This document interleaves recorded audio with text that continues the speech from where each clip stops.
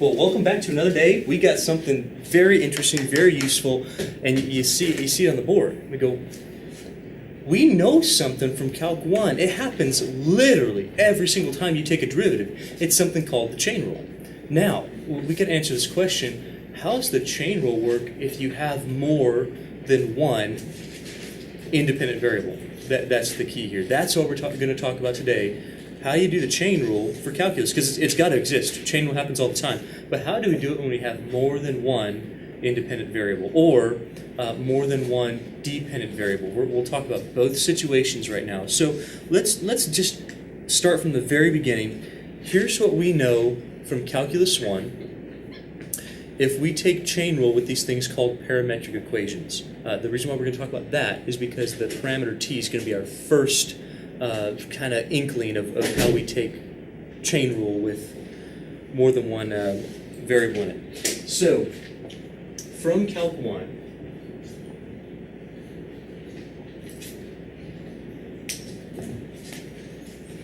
we already know the chain rule. We know that if I wanted to find dy dt, notice not dy dx, dy dt, and I had a function of x that was defined, so y is a function of x, and if x is a function of y, so from this, so let's suppose that y is defined as x, but then x is defined as a function of t.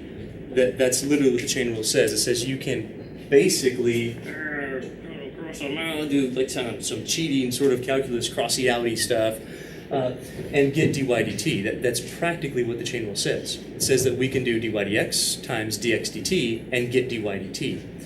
That's what it said. Do you remember that idea? If you're like, well, wait a minute, I don't remember doing this at all. What in the world is the chain rule? Frustration. Here's what the chain rule said. I'll give you one very quick example from Calc 1.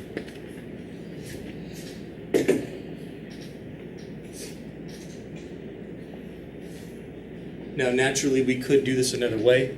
We could have 81x to the fourth and do it. I'm doing this just so you see the nuances here, okay? Now, we don't have any t's.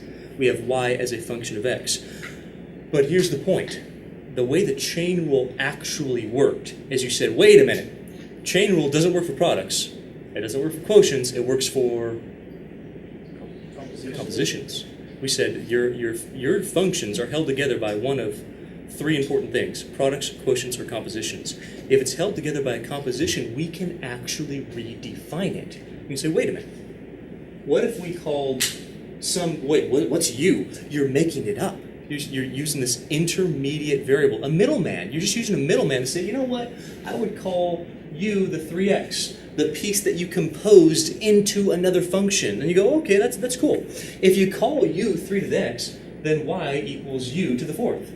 And u becomes this thing called an intermediate variable. It's a middleman. It allows you a way to get from y to u and then from u to x. And the chain rule said, okay, well, then we could do dy dx is take the derivative of dy du, multiply by the derivative of du dx, and that's essentially what we're doing here, except that x is no longer my independent variable.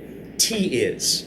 Listen, I know that I'm using x's and t's and u's, and there's a lot of variables flying around, but can you see that what we're doing here, calling the composition a different variable, and then using that different variable as a middleman, an intermediate variable, allows us to get from y's to x's for dy dx.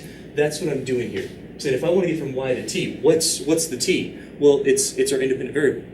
And if we can define x as a function of t, then to get dy dt, I can do dy dx and then dx dt, and I have the chain rule in hand. So if it's really okay with that one.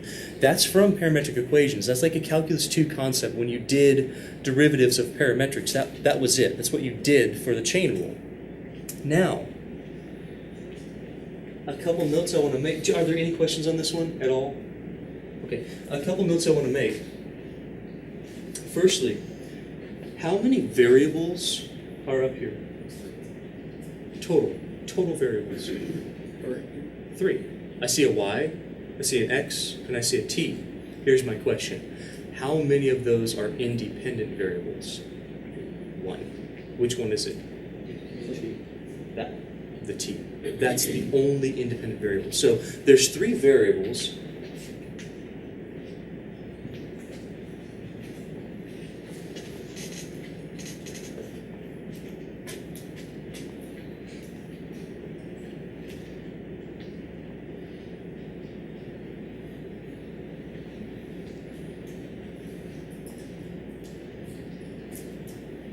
Even though there's 3 variables, there's only one independent variable. It's only t.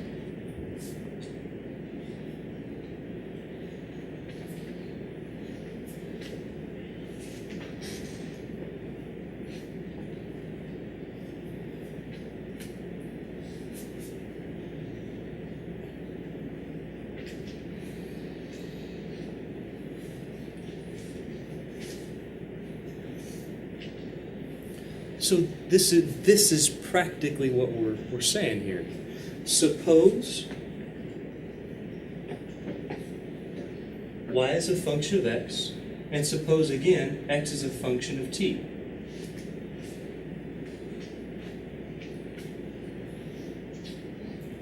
Ladies and gentlemen, that's a composition. That's all that is. It says suppose y is a function of x. But suppose further that every x that you see is automatically a function of t. Can you guys see the composition that we have here? That's how the chain rule works. It says, let's say I wanted to find the derivative of y with respect to the only independent variable we have, t. Well, I'm going to have to make it to this t. How do I do it? Chain rule. Chain rule works with compositions. You do products, product rule. Quotients, quotient rule. Compositions, chain rule. That's what it says. Every x would be a g of t, every single one. So it says, how am I going to get the derivative of y with respect to t? Well, I'm going to have this middleman, this thing that chains me from y to t, that creates a link somehow. The chain rule has links to it. It says, let's take the derivative of y with respect to x. Awesome. Let's also find the derivative of x with respect to t. That's my path from y to t. Show of hands if you're okay with that one. Now, this is old stuff. Okay, this is not even new stuff yet, but we're getting there. We're getting the part where it's new. So this is really just a composition, and that's how the chain rule works with compositions. So this is a composition. That's why we get chain rule.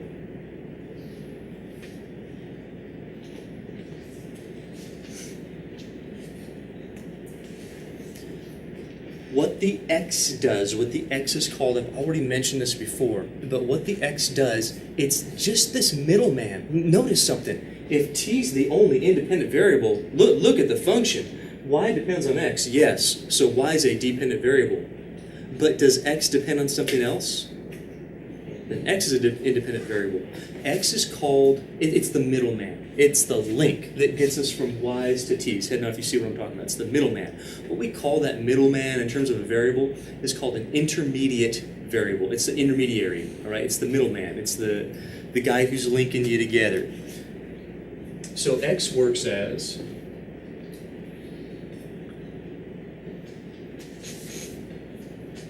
the intermediate variable.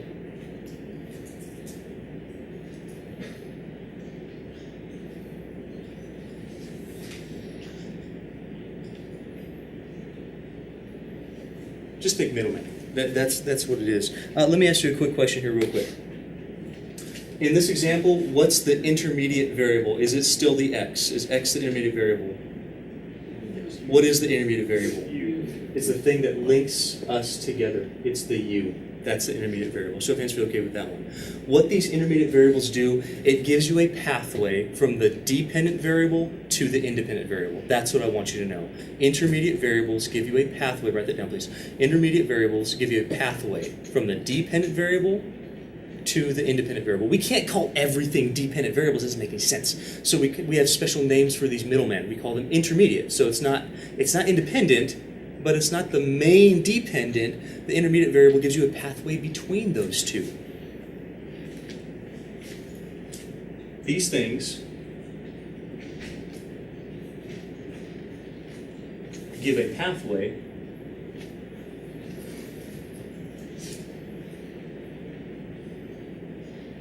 from the dependent variable to the independent variable.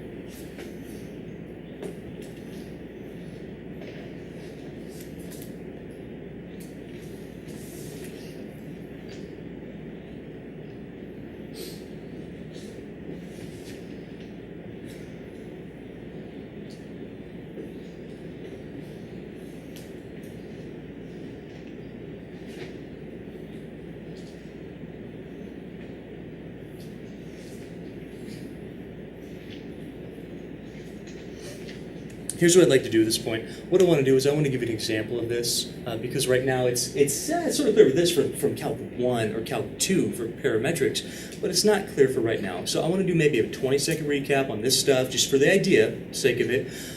I want to give you an example of what they look like.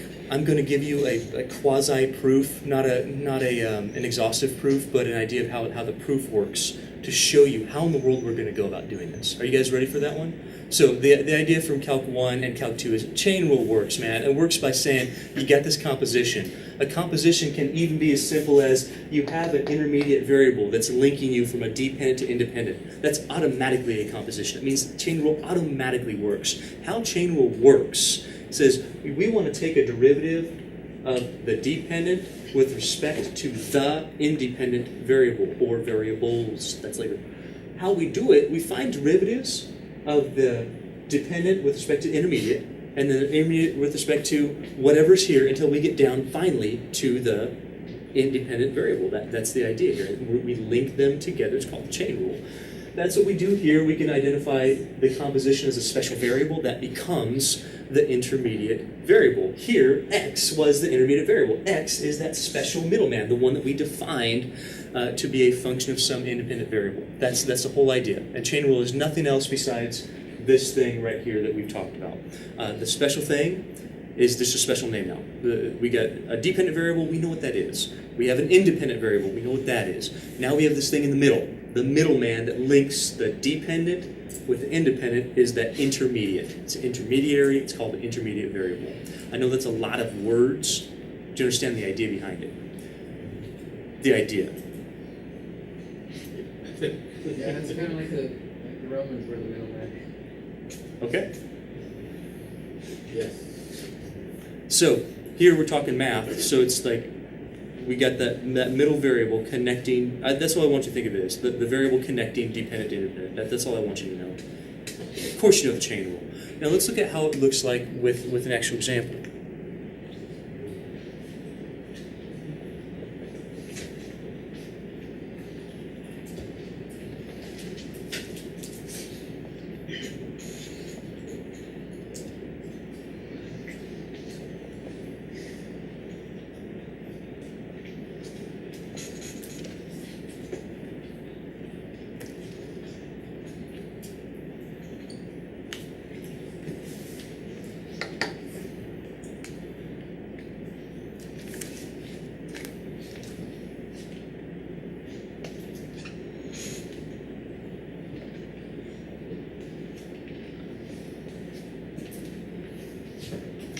Quick question, what's the dependent variable? There can be only one. It's only one. What's the dependent variable? What is that?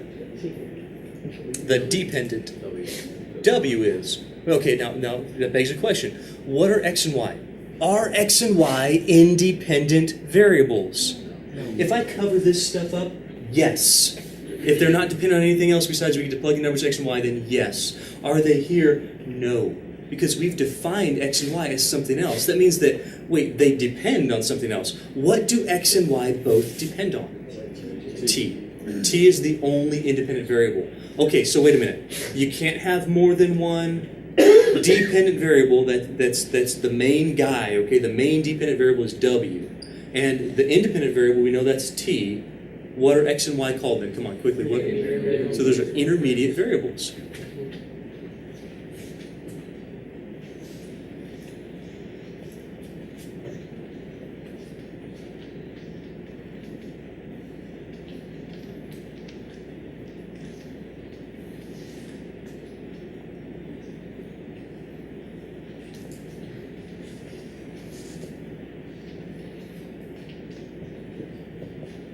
And t is the independent. We just talked about it.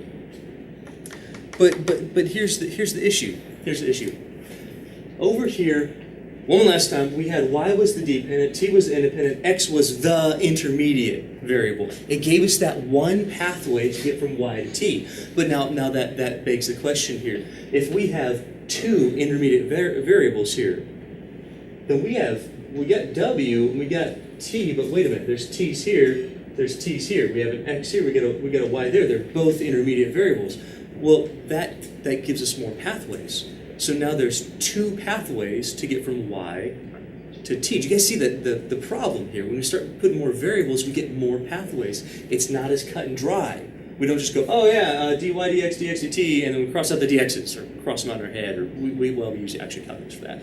But here we go, okay, well, I want to go dw, dx, and then dx, dt. But wait a minute, what about the y? Well, wait, yeah, I also got to do dy, dw, dy, and then dy, dt, and I can put them together somehow. Well, that's the main idea.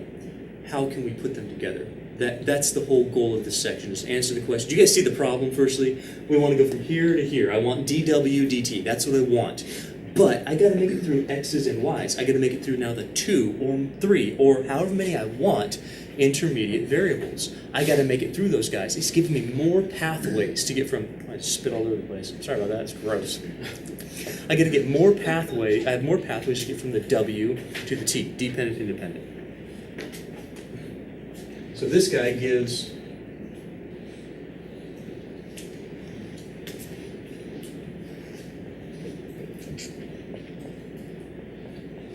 two paths from w to t.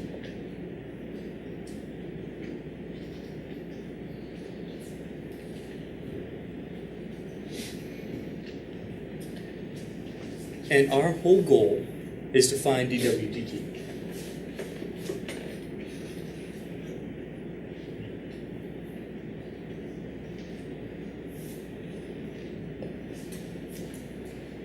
I'd like to give you an idea of a proof. It's not really beyond us, but I am going to write out a little bit. So if it's boring to you, I apologize, but I want you to understand why it's important for you. It's important for you to understand why it is we're going to get the thing that we get.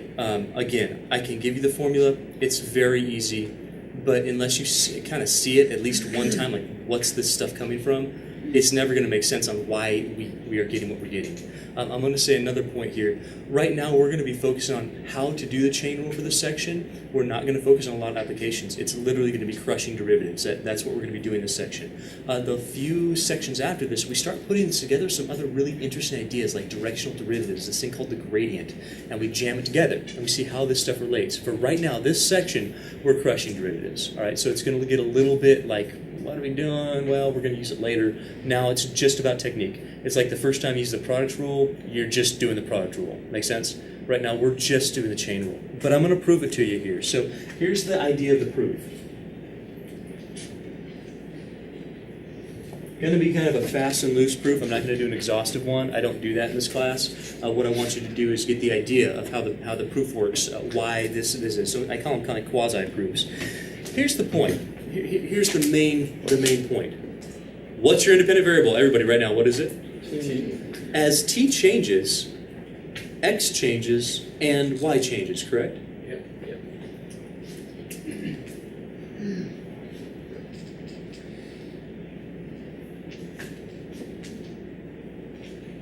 As t changes, oh, hey, that's delta t, change in t. As t changes, x and y respond by changing also. If I make changes here and I make changes here, I'm going to get changes for x and y.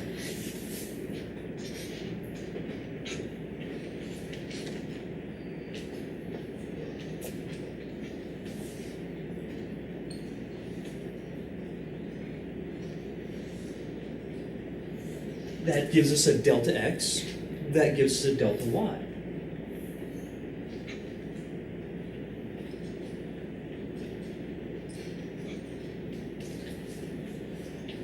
Since t is the independent variable, we make little changes there.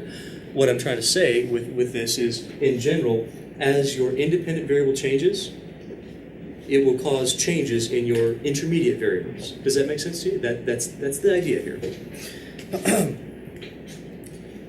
Now, since both of these depend on t, and since w depends on these, this will cause also a change in w. Does that make sense? It's pretty logical. It says, hey, yeah, t changes. Well, what's based on t? X and y. Oh, okay, great. So x and y have to change. Delta x, delta y. Well, what's based on x and y?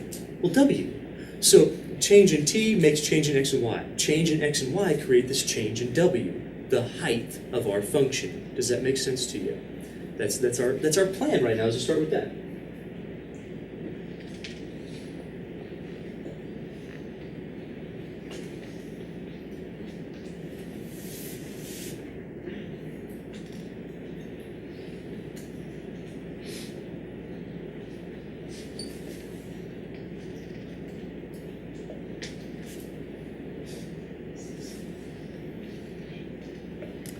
Well, our main goal right now is to define that change in W. Do you guys understand the concept of this real quick? I don't want to talk through it like for 10 minutes or anything, but do you get the idea that independent variable changes, intermediate variables have to respond by changing? If the intermediate variables respond by changing, that's going to create a change in our function, the height of our function, our main dependent variable. Show of hands if you feel okay with that one. That's the main goal. Now our idea is, how do we go from here?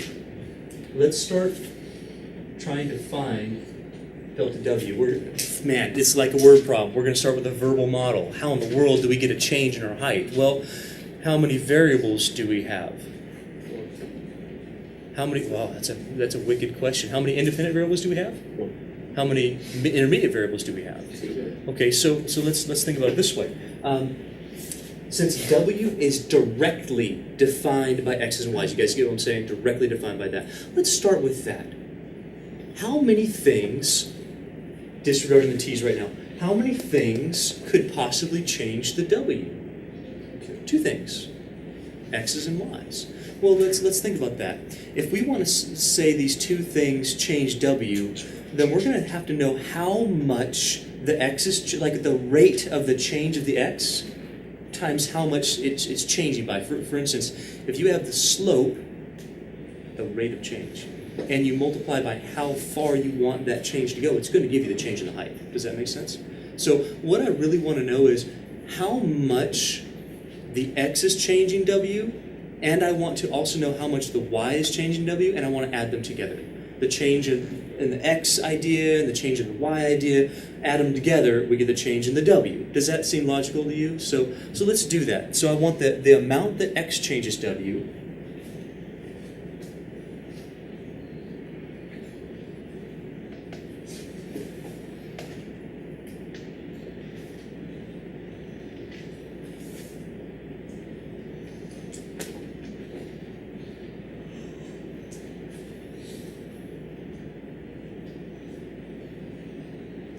plus the amount that Y changes W. Well, okay. How in the world can I define the amount that X changes W? Well, this is a pretty cool idea. Let's find the rate of change of X.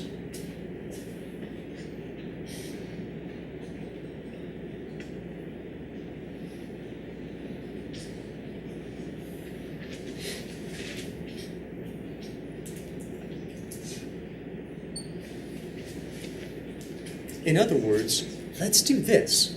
Man, I hope that you're going to start seeing some connections. Right now, you don't see any connections, okay? But you're going to start seeing connections from that section 13.3 stuff that we just did. Let's find the rate of change, but let's find it only in the X direction. The idea being, if we find the rate of change in the X direction, keep in mind X direction, and we multiply it by how much the X is changing, we'll have this rate of change by how far we're letting it go. Does that make sense to you? That's pretty cool. So rate of change in the X direction times how much we're letting the X go, times the change in total X. If you want to understand this as far as slope is concerned, I can prove it to you here real quick. This could probably go a little bit too deep into it, but I don't care. You guys probably need to see it anyway. The change in W would be a height change. Does that make sense? A rise change. If slope equals rise over run, and I multiply both sides by run,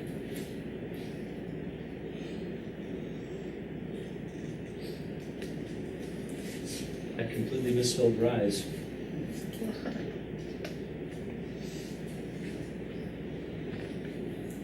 Do you agree that rise equals slope times run? It has to. It's right there. All right?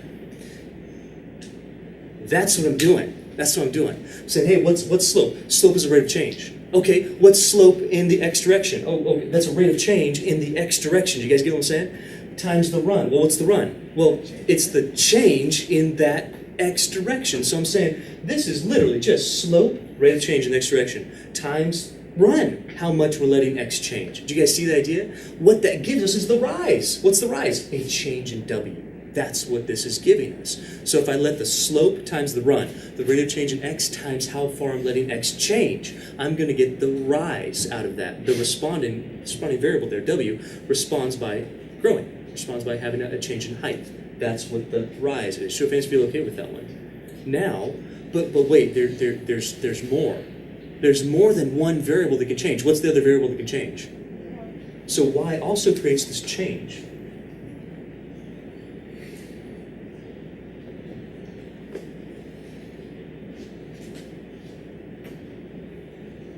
I'm not going to go through the whole entire thing, but the same idea works. It says, hey, here's the slope, rate of change in the y direction, times the run, how far we're letting y actually change. That's slope times run, that equals rise, that gives you a change in height. Are you sure you're okay with this, for real? You guys over here, yes, no?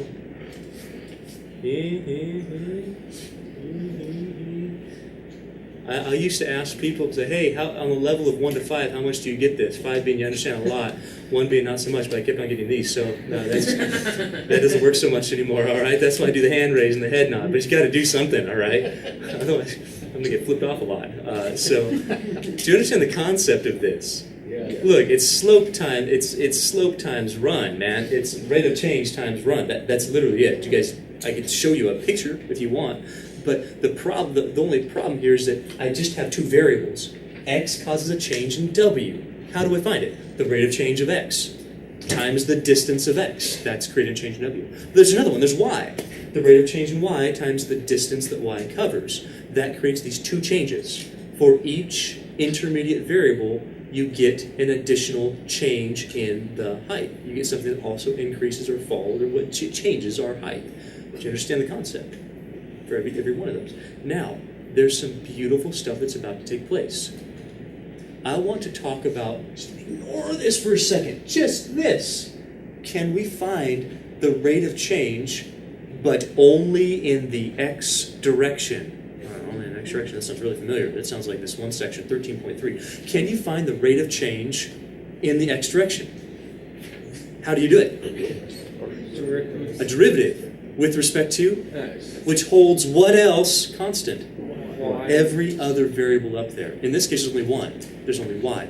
Does that make sense? If we find that rate of change in only the X direction, the Y is held constant for that derivative. It's just a partial derivative of W with respect to X. Make sense?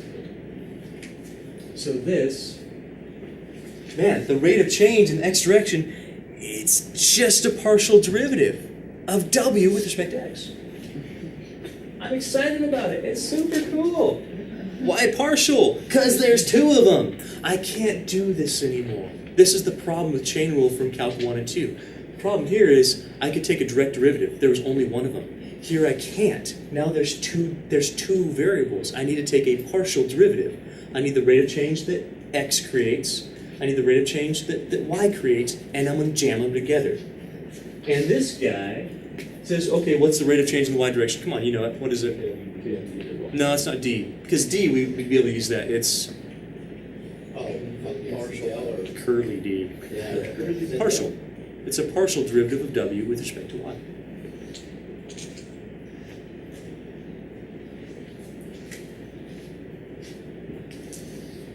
Truly, ladies and gentlemen, truly, I want to know if you understand it. Mm-hmm. I'm tempted to do a 30-second recap. Would that help you at all if I did that? Went through it just a little bit? Or are you good? Just looking at me blankly? That doesn't answer my question. I don't know. Yeah. That wasn't a yes or no question. Yes. No, that doesn't answer. Do you want a 30-second recap, or do you want to move on? Yes. That 30-second recap. Just because you can't see me because I'm wearing a white shirt, all right? doesn't mean that I don't exist. I have feelings, folks, and you didn't answer my questions, darn you. Okay, fine. I'll just do it. I'll just talk through it till you tell me you understand it. All right, I'll do this all night. I don't care. I'll do it. I got like 2 more hours here. Woo! Okay, got candy too. Hold me over. T changes. It makes x and y change because they depend on t. X and y change because t changes. X and y change. W depends on those two. W responds by change. So T changes creates X and Y changes. X and Y changes create W changes. Okay, let's put it together. How would we find the change in the W? Well, the change in the W would be how much the X changes it plus how much the Y changes it. In other words, remember the slope idea. If rise is slope times run, the change in W is the slope in the x direction times the run in the x direction, plus, because both of them change it, the slope in the y direction times the run in the y direction. Add those together, we get our rise, our total rise. The major point here was that if I'm trying to find the rate of change, but only in the x direction, well, that's a partial derivative. It's saying I want to be along the x-axis, I want to hold y constant in a plane that's parallel to the xz, that's holding y constant. That's a partial derivative. The rate of change is a derivative, guys. It's a slope. Slope means derivative. It's a rate of change, it's a derivative, but only in the x direction. Partial derivative of w with respect to x. That's how much w is changing with respect to x in the x direction. And we go, okay, what about the y? Hold x constant. Now we're parallel to the yz plane. It says that I want to find the change in w. Yes, that's what slope does. It gives me the rate of change of the height, but only in the y direction with respect to y. Make sense? We're very close to being done, but I want you to understand the concept because we're almost to the formula part of it. Okie dokie? Do you feel like you understand the concept, where the stuff is coming from? Because now we just got a little bit of some basic calculus and we're good.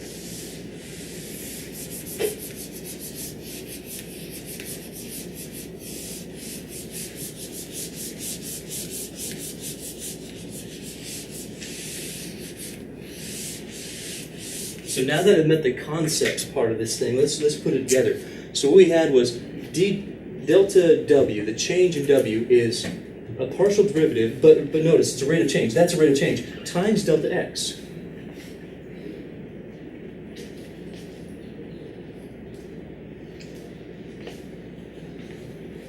But then there was another part of it. Each intermediate variable gives us this opportunity to change our height again.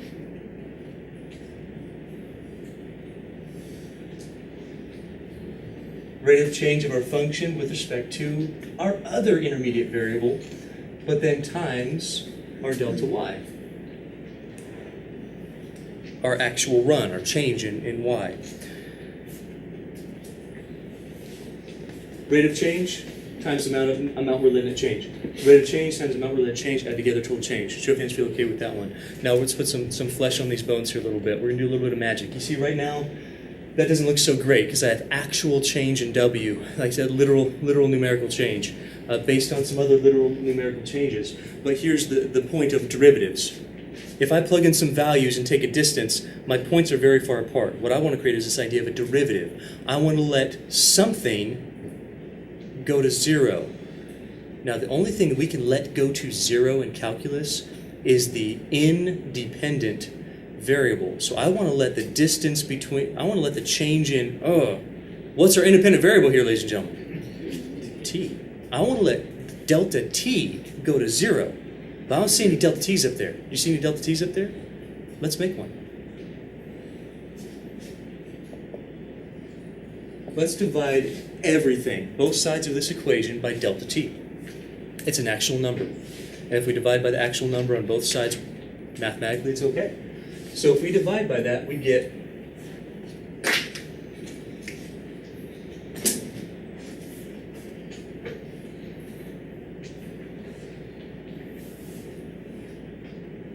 let's group that delta T with these guys. Here, this is one term, so I only need it one spot. This is one term, just need it one spot.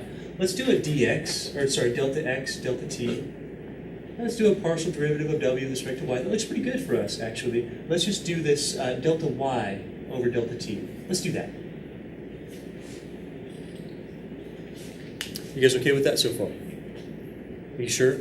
We just divided both sides. That means every term. There's only 3 terms, 1 on the left, 2 on the right. Divide everything by delta t. It's just a number. It's how much t is changing, and it's going to be the same in all 3 spots. So we're dividing by the same thing in all 3 spots. Make sense? Now we're very, very close. We're very, very close. Here's the whole idea. What we're getting out of this. For derivatives, I want to let the change in my independent variable, remember the 2 points, let the 2 points get really, really, really close, and how we do that is we let the independent variable go to, the change in the independent variable go to what? 0. What lets us in calculus let something go to 0? Come on, what's it? Limit. Let's take a limit on both sides. Let's let the t go to 0.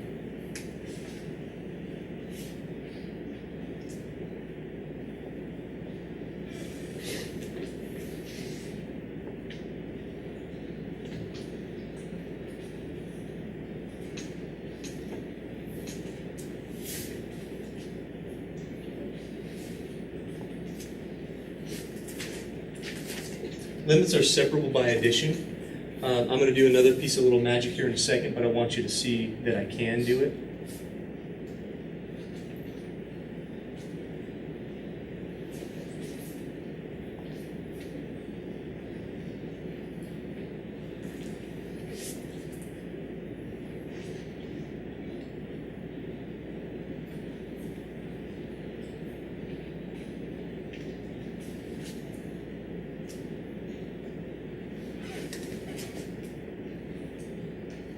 So that's clearly true, because limit of both sides is separate by addition and subtraction. But there's more.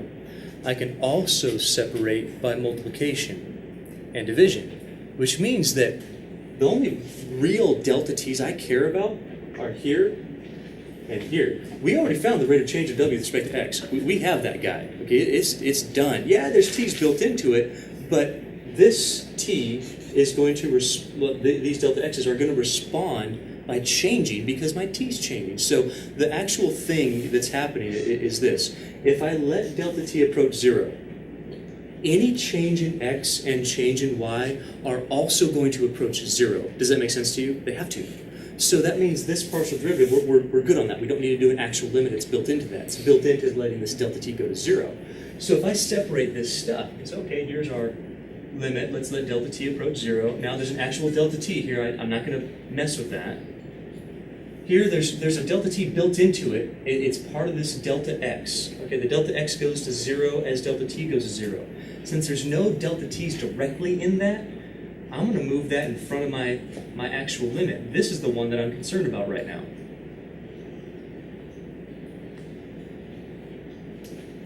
By the way, this is the reason why I call it the idea of the proof instead of actual proof. I'm not showing that explicitly.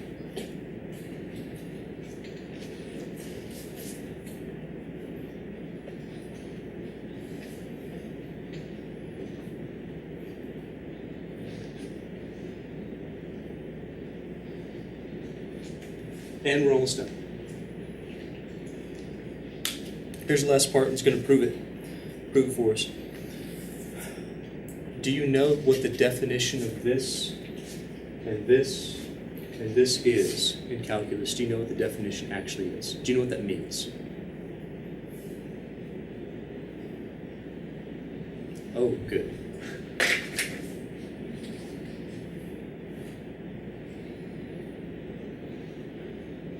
You don't need to write this. It's literally what calculus is. Check this out. I know that you've seen it before, but check it out. If I had like delta A over delta B, and I let delta B go to 0, look. Change in height over change in length or run, rise over, this is rise over run. That's slope. Take slope, let the diameter go to 0. That's taking slope between 2 points and moving the points real close. What's that give us? What's the idea of letting the slope, where my diameter goes 0, represent the slope of a tangent line? What is this thing? What is this? That's a derivative. This is a derivative of A with respect to B. That is the definition of what a derivative is. So I'm not cheating. I'm not making new stuff up.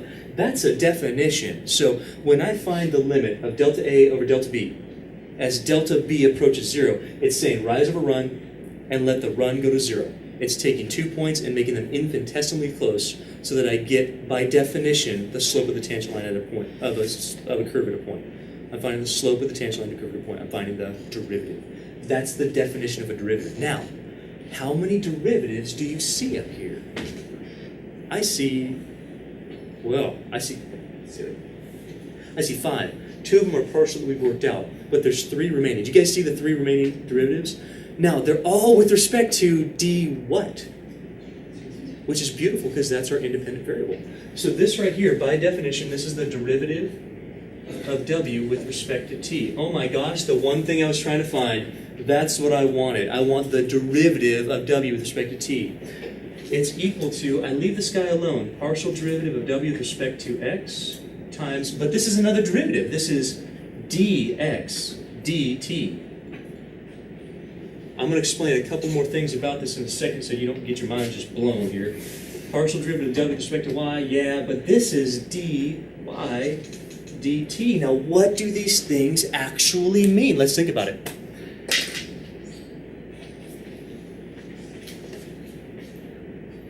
This is the derivative that I want. Now, why, and this is not a partial, why in the world is it not a partial derivative? Well, I want you to think about that. How many independent variables do we have? How many independent variables do we have? Everybody, come on. 1. You can't find a partial derivative with only one independent variable. It's impossible. You can't do it. It's just the derivative of w with respect to t. And now, if you're okay with that one. We can find partial derivatives with respect to our intermediate variables. Yes, that's fine. Now this guy, is that a partial derivative? No, that's literally the derivative of x with respect to the one independent variable that I have. It's not a partial. That's literally, okay, partial w with respect to y, that's fine. We can do that because there's 2 of them. There's 2 intermediate variables. But that's the derivative of y with respect to the one independent variable. That's the idea. This, ladies and gentlemen, is how you do the chain rule. That's it. That's the chain rule. Now, we've come a long way from our example over here, but we're going to do our example right now. We're going to see how to find the derivative of w with respect to t. Is it hard? Goodness, no. You actually know how to do all of this stuff. The problem was you didn't really know how to chain it together. Now we do. Here's the main idea. I know this is only based on 2 intermediate variables and 1 independent. We're going to grow that, but I want you to see how this works. You with me? Each intermediate variable gives you a pathway to get from dependent to independent. We chain each of them together by a partial derivative. So for every intermediate variable you got, you have another partial derivative. You have to, because there's multiple paths. We add them all up together, but then we also have to take the derivative of the independent variable. So partial, then derivative. Partial, then derivative. For every single one that you have, you chain them together. That is the chain rule. So if you feel okay with that one so far. Now, I do not want to take a break until we actually do an example, so we're going to do that right now. Any questions on the idea of the proof or anything about that? I know we talked about it for a really long time. Sorry about that, but I wanted to be absolutely thorough. I feel like I was. Was I thorough? Do you fully understand where it comes from? That's important. You got to know where it comes from. Otherwise, if I just gave that to you, you go, what's all that mean? I don't know. You just do it. Leonard told me to. Great. But understand it. That's important.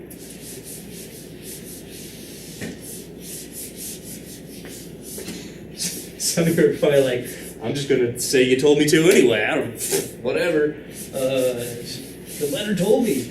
Gotta follow the Leonard.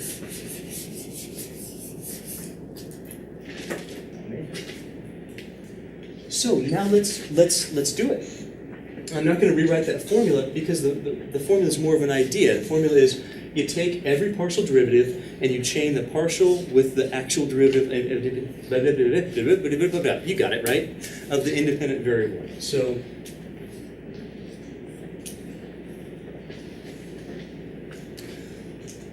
listen, the idea is not that complicated. You need to get from here to here. You also need to get from here to here. What lets you do it? The middleman. So how do we get to these pieces? I'm going to give you a couple of techniques in a minute, but here we go. I want to get from w to x and then x to t. So I'm going to take a partial derivative of w with respect to x. Then I'm going to take a derivative of x with respect to t. That's going to let me get from my w to my t. Do you see the chain rule at work? Hello, yes, no. So the first part. Can you find the partial derivative of w with respect to x? I know you all can. Please tell me right now, what is it? Times. Can you take the derivative, not partial, the derivative of x with respect to t? What is it? Now, I also have the other one. I need a partial of w with respect to y, but I also need to get the derivative of y with respect to t. Horrible t.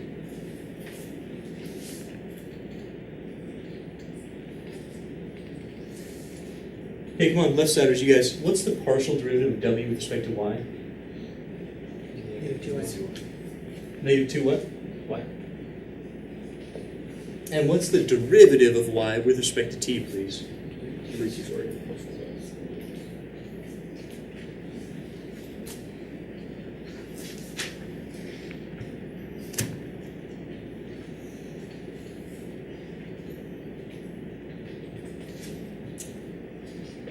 We could clean it up a little bit.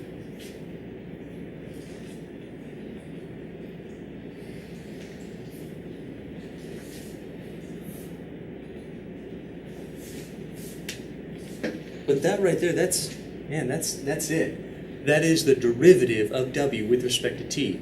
Now, why are there still x's and y's in there? Well, they're defined that way. Could you plug these things in there? Yeah, but you don't have to. Because if you have it defined, if you're plugging numbers in, you plug in numbers for t, you're going to get x's and y's. Plug those numbers in here, you can find out the derivative at any value of t. That's what I want you to know how to do. Kind of a simple example, but you guys understand the example. Okay. So let's go ahead. We'll take our break. When we come back, I'm going to show you how to make what's called a derivative tree out of these things. It's not that hard. I'll show you how to extend the concept. Basically, we're just going to crush a whole bunch of derivatives for the next hour or however much time we have.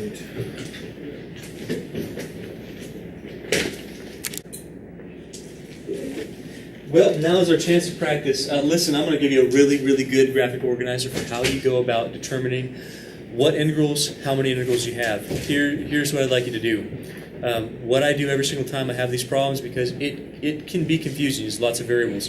Here's what I want you to do. Write down the one dependent variable you have first. In our case, we had, from the last example, w. Write down, or from this too, we can do it here. We have one dependent variable. How many intermediate variables do we have right now? Write down both of them.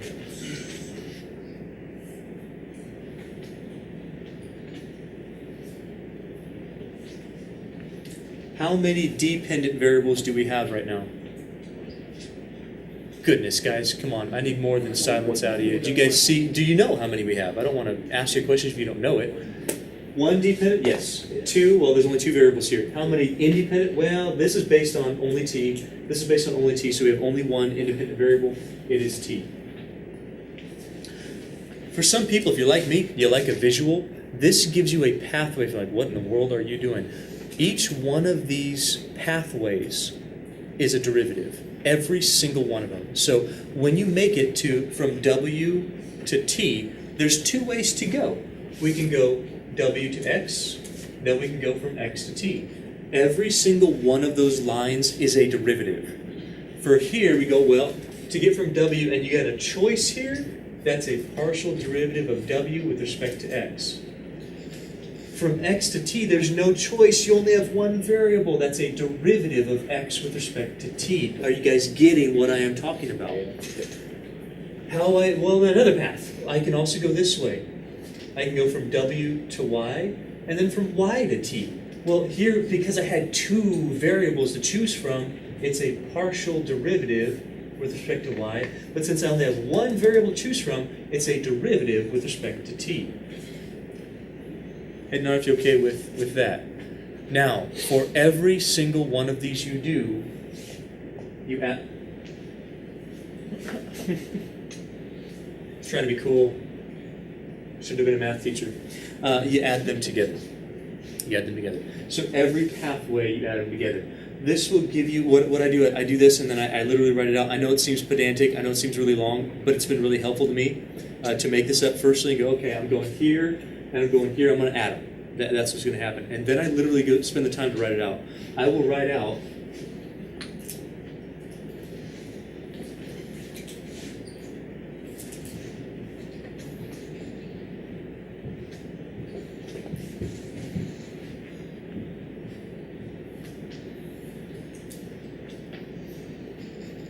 that pretty much every time. Sometimes I skip it if I'm feeling lucky, but most of the time I write that out every time. It's a really good way to organize your thoughts. Does the tree work for you? Now, this has some implications that we're going to talk about after we do this example. Right now, I want you to do that problem. I know you know how to do it. You know how to find every single one of those derivatives. Find these derivatives, put them in order, put them next to each other correctly. Find dw dt, please. I'm going to do one of them about every 10 seconds or so to make sure we're on the right track, but I want you working on your own. It's not a time just to copy down what I'm doing.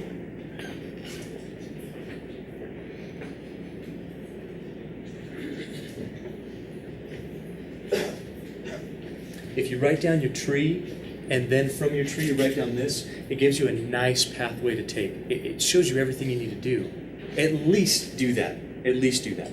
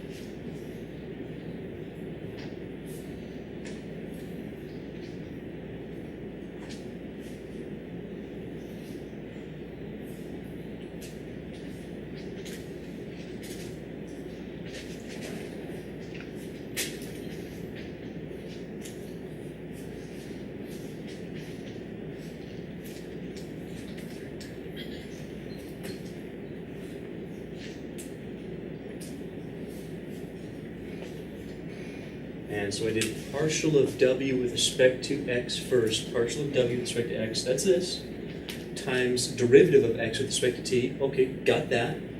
Plus, because there's another way. Partial derivative of w with respect to y, I got that.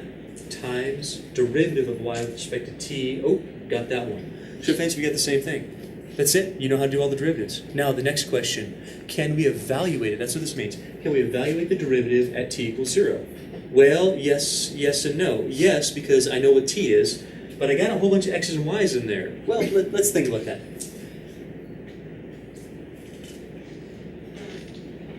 If t equals 0, can you tell me how much x is?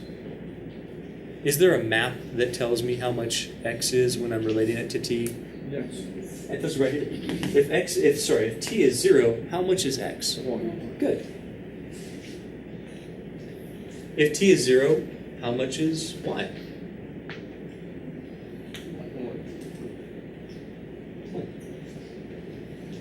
That's all I'm asking. So now, if I want to find out what the derivative of w is with respect to t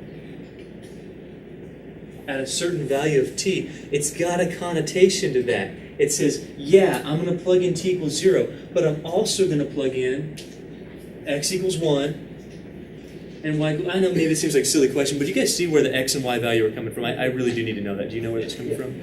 Let's go ahead and do that. I'm going to do it quickly. It's just plugging numbers in. But since this gives us a map from t to x and y and intermediate variables, I can take these values, plug them all in here. I don't really care if we simplify it first. You're just plugging numbers in for this stuff. So here we have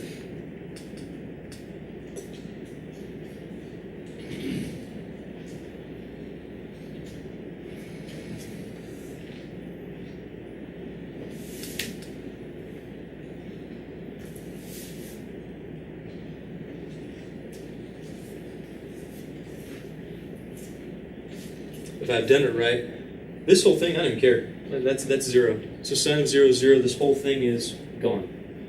This right here gives us 1 minus 3. That's negative 2 times, how much is that? 1. Negative 2 times 1 is, that's it. That's what I want you to be able to do at this point. Show of hands if you feel like you can do it. Okay, now there's definitely this this connotation that that idea can be extended. Can we extend this idea? Yeah. Well, how many ways do you feel like we could extend it? What could I do to make this harder, I don't know, more challenging? I could add more variables. Oh, but wait. What type of variable? Intermediate. Either. I can extend this in two ways or both ways. I can start adding more intermediate variables or I can start adding more dependent variables. We'll talk about the second one later. So let's talk about the first case. So we can extend this concept in two ways. Number one, I could definitely add some more intermediate variables.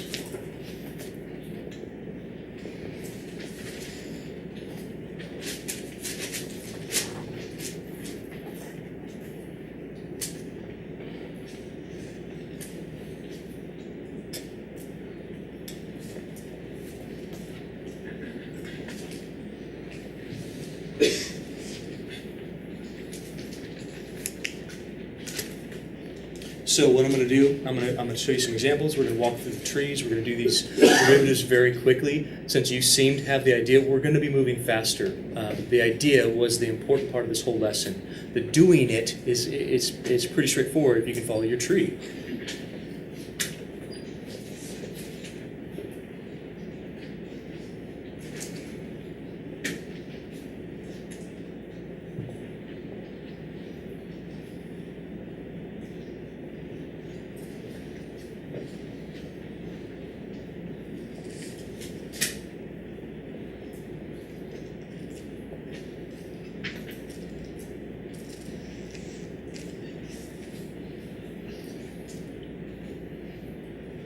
Let's take a look at it. Take a look at it. Everyone in class right now, I need answers to these questions, okay? Don't be silent. I need you all to get this. What is the one dependent variable that we have? How many independent variables do we have? There should be one independent variable right now. What is that variable? Good. What are the intermediate variables? Perfect. Good. Draw a tree with that. So my only dependent variable is W. I know that I have here, and it's nice, it's in order, W. Then all of these guys, X, Y, Z. And then however many independent variables we have. So we go, okay, well, what's X based on? Well, only T. And Y is only based on T. And Z is only based on T. There's only one. There's only one independent variable. Are you guys okay with that one?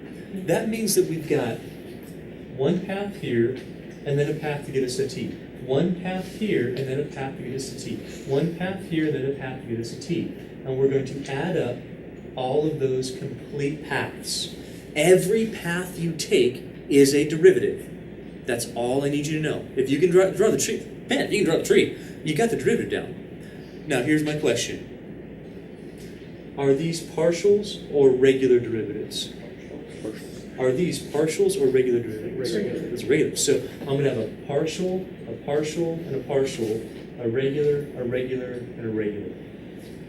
I also go one more step. Does that notation make sense to you? Partial derivative and regular derivative?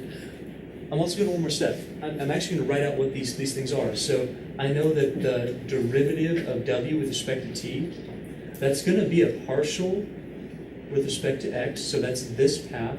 Partial of W with respect to X. But then to get the T, I've got a derivative of X with respect to T. That's my first one. Then I go straight across this way. I got my partial to get to the Y. But then I've got my derivative to get to my T. And then I go down this path. I've got a partial to get to the Z, but then a derivative of Z to get to the T. So for every complete path I have, I've got 3 terms that I'm adding. For all of these little miniature paths I have, that's a derivative. There's 1, 2, 3, 4, 5, 6 derivatives. We got 6 derivatives. That's what I need you to know. Is it clear? Is it very clear for you? Do you understand how to make the tree up, and then from there, how to make this equation up? Yes or no? Yes. Okay, that's perfect. Let's go about finding the derivatives. Again, I'm going to go through them fast. You know how to take partial derivatives. You did an entire section on it. You also know how to take regular derivatives. They're very easy. So we're going to go quickly on this one. The main goal is to get this down in your head, how to do this.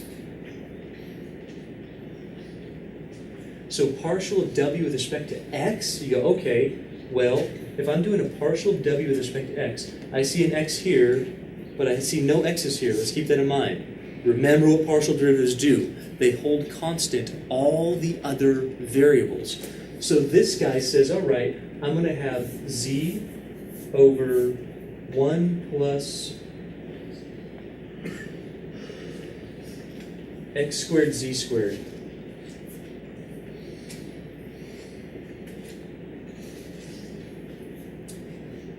Chain rule gives me the z, derivative of xz is z, and then I get 1 over crap squared times, chain rule, got in there. Now, how about this one? What's the derivative, everyone in class right now, what's the derivative of this with respect to x? What is it? That's why it's not going to be there anymore.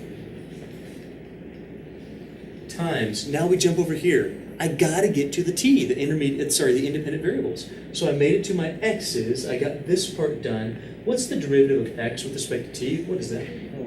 Perfect. Plus, now I'm going to do the derivative of w with respect to y. Oh, I love this one. Be careful here.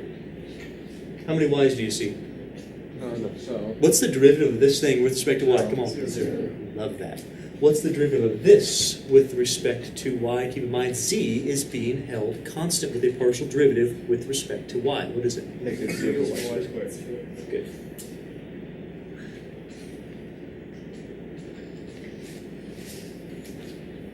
Y to the negative 1 power, bring down the 1, subtract 1 from it, put it back. What's the derivative of y with respect to t? Can you do that one?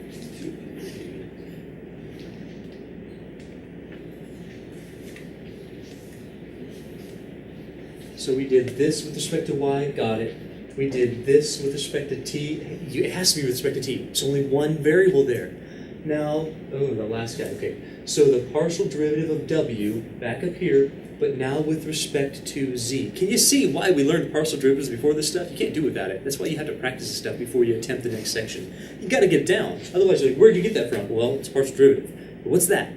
Then I can't tell you. So this, tell you got okay. So here we go, okay, oh man, there's both of them. So I'm going to take a partial derivative of this with respect to z. This is going to give us, follow me along here, chain rule says x. Do you see it?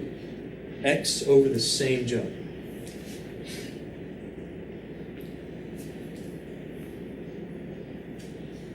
The derivative of this with respect to x is 1 over this stuff squared times the derivative of that with respect to x, which gives us, z, which gives us that x. But this guy also is important. The derivative of z over y with respect to z is what? Yeah, 1 over y. Derivative of z is 1. The over y is a coefficient, really, it's 1 over y. Are we done? Close to done. This sorry.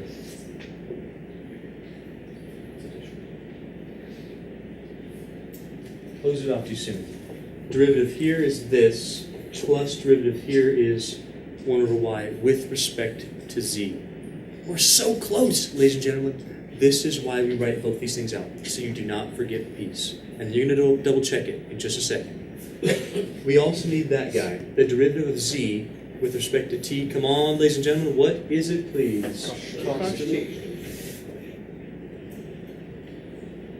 Let's double check. Did we do the partial with respect to x? Yes. Derivative of this with respect to t? Yes. Did we do the partial with respect to y? Yes. Derivative with respect to t? Yes. Partial with respect to z? Oh yeah. Derivative with respect to t? Yes. Done. That's your derivative. Show of hands, feel okay with that one. Now there's some things we can do. We can clean it up. We can make it look a little bit nicer. We could do things like this.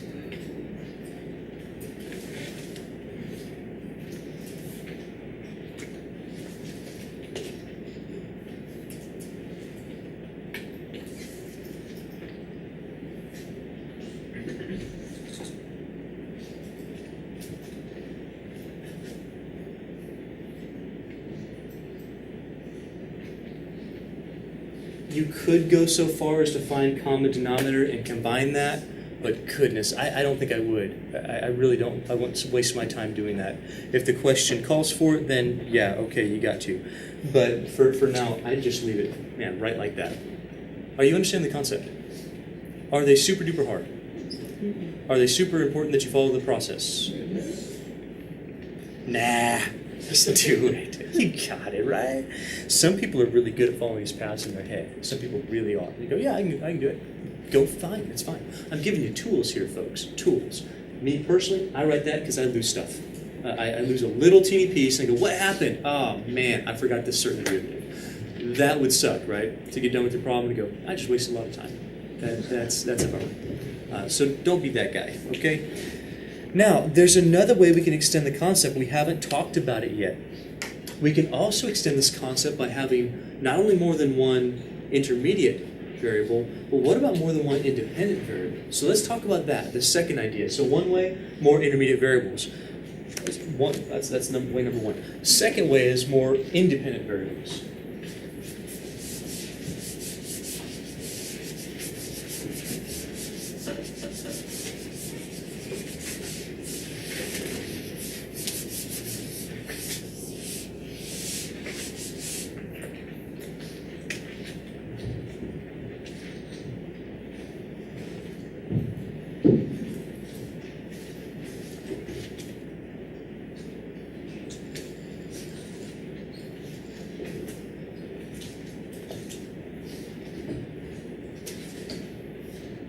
Just to kind of recap here real quick, what is the independent variable over there? What is it? So not just t.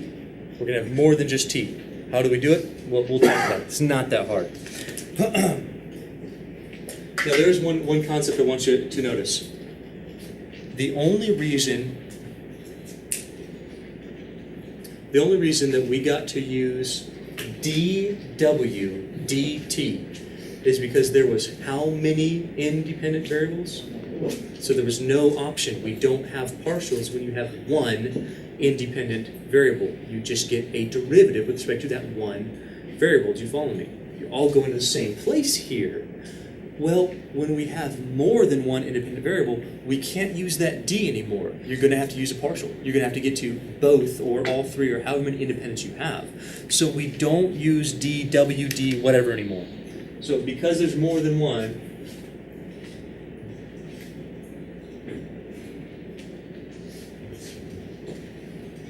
can't use dwd, whatever. It doesn't matter. We can't use that. So we're back to partials again. Bless you. Thank you.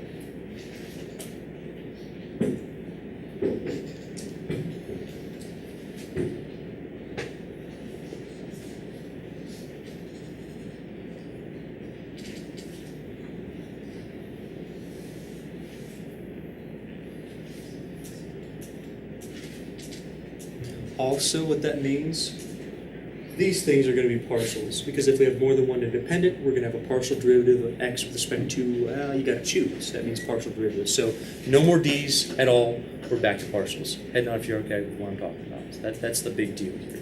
So let's go ahead and make a path. Let's I'll create one. Let's say we got one independent variable, dependent variable, which we do. If we have two intermediates. Now, what if those intermediates are based on two things? Let's call them u and v.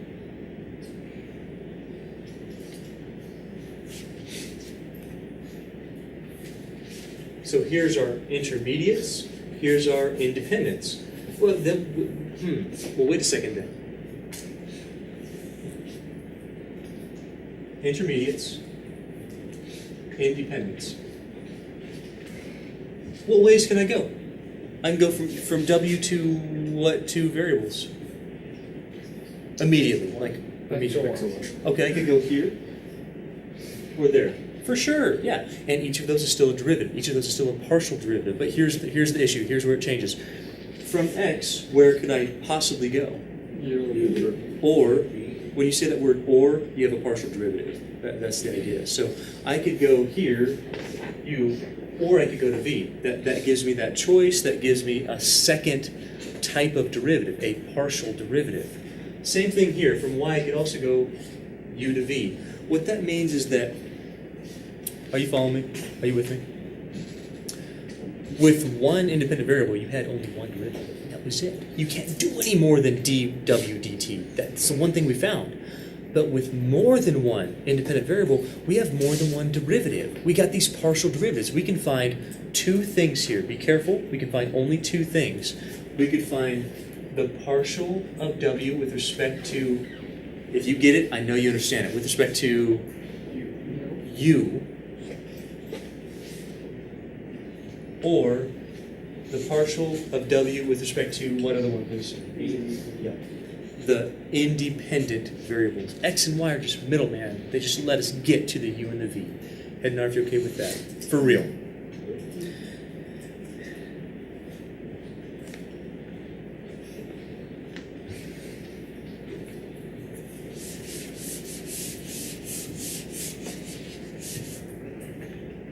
So, let's do it one time, go through the tree one time. We'll do some examples, and we'll be back.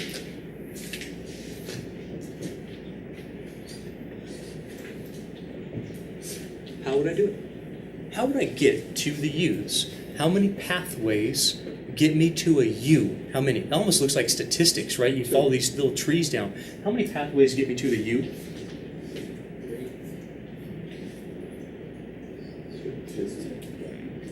Let's follow the road. You guys good at reading maps? You get to school today, right? Okay, good. That's step one.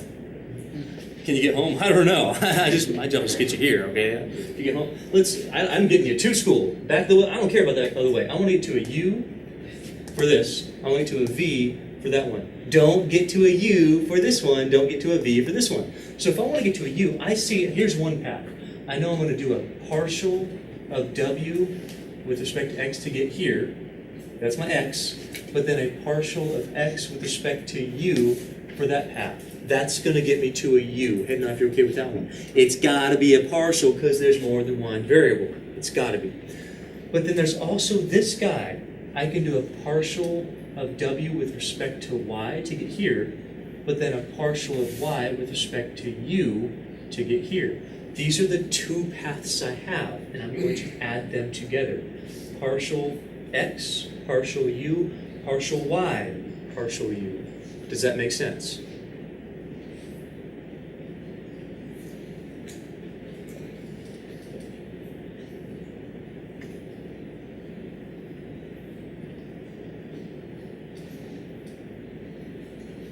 We can't use the D's anymore. We can't use the D's, we gotta use the partial, the squiggly D's, the curly D's, because we got more than one variable in each of these situations. That gives us partial derivatives. I know I'm over-talking it, I know I am, but I need to make sure you understand it. Show of hands if you're okay with that one. Do you guys see where there's only two paths? Here's one of the biggest clues I can give you. Watch. Biggest clues. Whatever variable is right here, you make sure that that's in each and every single one of your derivatives here. If you ever get a V there, you're doing something wrong, okay? Unless you're looking for partial V. Well, what that means, the other option, the partial derivative of W with respect to V. Oh, wait, so, true or false? To get to the V, I still have to go down that exact same path.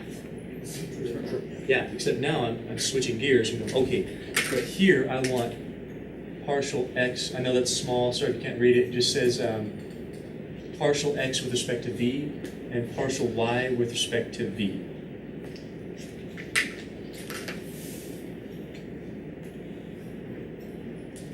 Partial W with respect to X, I gotta do it no matter what, but now I'm gonna do partial X with respect to V.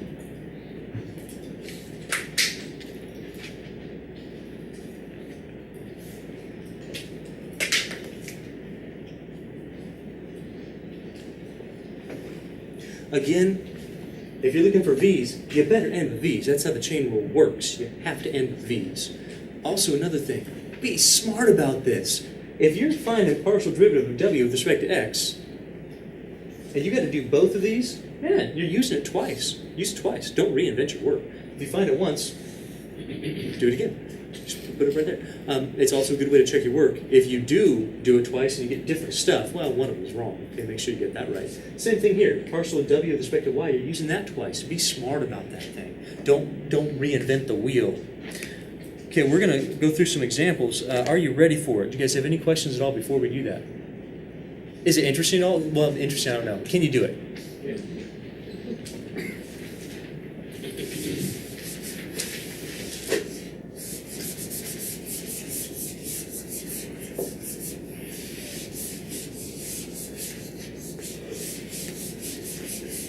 By the way, I'm going to ask you to make one of these trees here in just a second. If you don't want to do that, like on your test or homework, that's fine. I don't care. I'm giving you tools here. It's like building a house, okay? You can build a house by pounding in nails with a rock. It's going to be pretty hard. Sometimes you're going to make some mistakes and lose a nail. I'm giving you a hammer, okay? I'm saying use this tool. You're less likely to make a mistake with that nail. You're less likely to make a mistake with these problems if you use this tool. Use that and use this. Generally, unless you make a simple derivative error, you're probably going to be okay. At least the idea is going to be okay. So let's try a couple.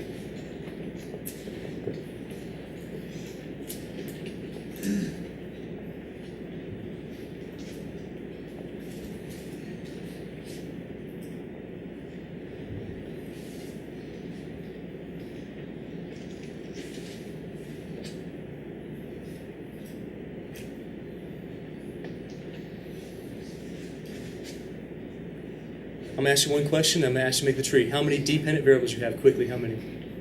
How many dependent variables do you always freaking have? How many intermediate variables do you have? How many independent variables do you have? Can you please make your tree up?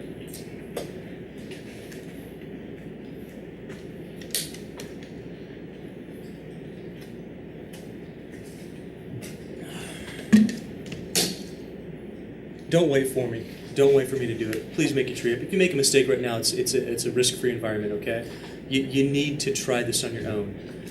The problem with just waiting for someone to do it is you're not actually putting this in your head. It's called what I'm trying. I can't walk around the room. This is my form of guided practice for you.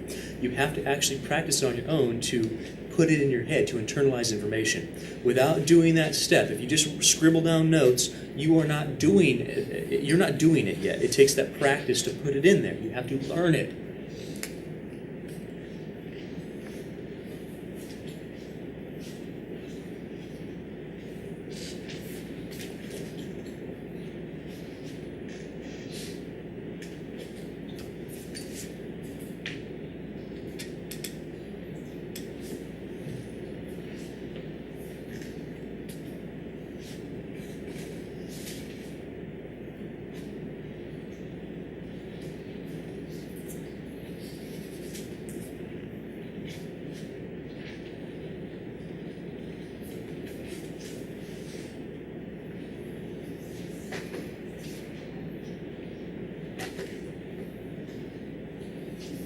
So every pathway we make, that's a derivative. Every single pathway we take is a derivative.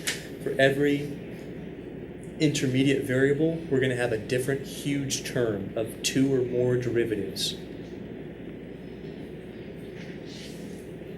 If you want to start checking your work, I want you at least to have made this up, my pathways. And you can do it as you go if you want. My 2 options are this. My derivatives have to either end with u's or with v's. So I'm going to have 2 options for partials. Partial derivative of w with respect to u, and partial derivative of w with respect to v. It's only 2 options I have. Do you have those 2 as your only 2 options? Fantastic. Now how we get there. Some people like to do this way. They like to start from scratch and go, okay, I'm going to go to all of my u's right now. Check it out. To get to a u, I've got to go partial derivative of w with respect to x. Write down a derivative every time you make a path. Times partial derivative of x with respect to u. You do it that way, you can't mess it up. Have I made it to all my u's? Once you make it to all your u's, you're done. So the next path is partial derivative of w with respect to y, but then another partial derivative of y with respect to u. I match it up, I double check my work, and say you must be correct. Okay, so that's our first part of that. Did you get at least that? Second one, well, we kind of messed up our table. You can start over, or you can just say, well, wait a minute, that's the same partial. Let's be smart about it. I'm going to need to get to x. Now I'm going to need to get to y no matter what I do. The only differences here are the second path. So from our x, now I'm getting to the v. I got two ways to do it. I got the x, then the v, and I got the y, then the v. Show of hands if you're able to set up the table, the equation, or both. Show of hands if you're able to do that. Fantastic. Did you go further and actually do the derivatives? Perfect. We're going to run through them here real quick. I'm not super concerned right now with your ability to do the derivatives because I know that you've practiced it. If not, that's kind of on your head, okay? You go back and make sure you know how to do partial derivatives. Obviously, it's what this whole thing's about. So partial derivative of w with respect to x, let's see, this guy, hey, that's 3x squared. Done. That's all I'm asking you to do. Partial derivative of w with respect to x. Now I tie it together. It's why we write this stuff out. Partial derivative of x with respect to u. Well, that's 2u. Done. Done with that guy. That's easy. Partial derivative of w with respect to y. Partial derivative of y. No, watch. We're switching over, okay? We went this with respect to x, then x with respect to u. That's how we got this stuff. Now we're doing this with respect to y, but now you're down the y path. You've got to switch over and do partial of y with respect to u. That's going to give you 2v. Head nod if you see where that's coming from, for sure. It can get confusing because you got lots of stuff going on. Go slow. Don't rip through these things like just crazy. Really take your time here. It's an awful feeling to understand the concept and get your test back and go, oh crap, I did something wrong. No, oh man. Crap. Even if you do something wrong, you still get 2v. That's a horrible problem. Shoot, well, it's not going to happen that way in the next few, okay? So, but it's a horrible feeling to understand it and then make a little teeny error. You get it? You go, that sucks. That right there, if we want to clean it up a little bit, might look a little nicer. That's the partial derivative of w with respect to u. Show of hands if you get the same thing. Perfect. Here, very similar. I'm not going to redo that one unless I want to check my work. I know that's 3x squared. But I do want to jump over here and talk about the partial with respect to v. This one, I'm not redoing my work. It's the same exact thing, 3y squared. But I do want to jump over here and think about v's now. Derivative of that with respect to v is 2u. U is held constant. That's what partial derivatives do.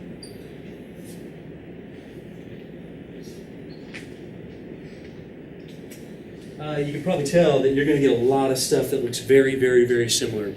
Please do not, on your test, just say, oh, my derivatives are these two, because I don't know which one you mean, okay? You got to give me some good notation. Say, this is the partial derivative with respect to whatever variable you want to tell me about.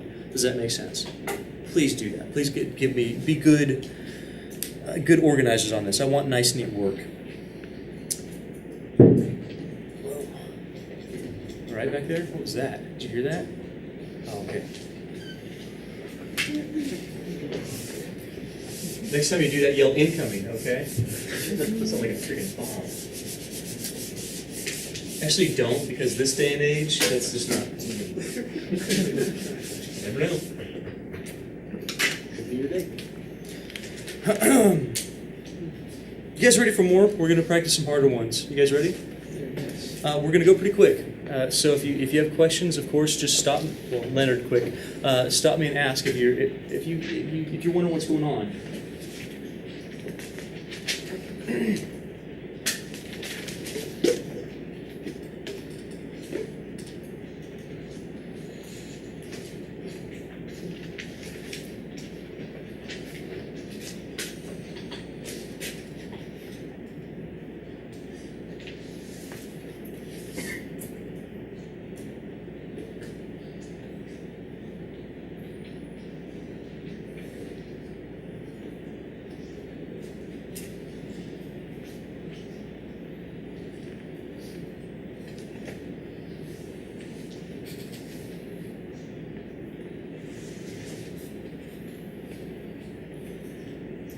I'm just going to walk you through a couple of these. I'm not going to ask for a whole lot of help, but I want to show you some shortcuts that you can take that make your life easier. If you listen to me and you do both of these things, you can end up saving yourself a lot of time. Both of these, the tree and this thing, you can save yourself some time. I'm going to show you how to do that.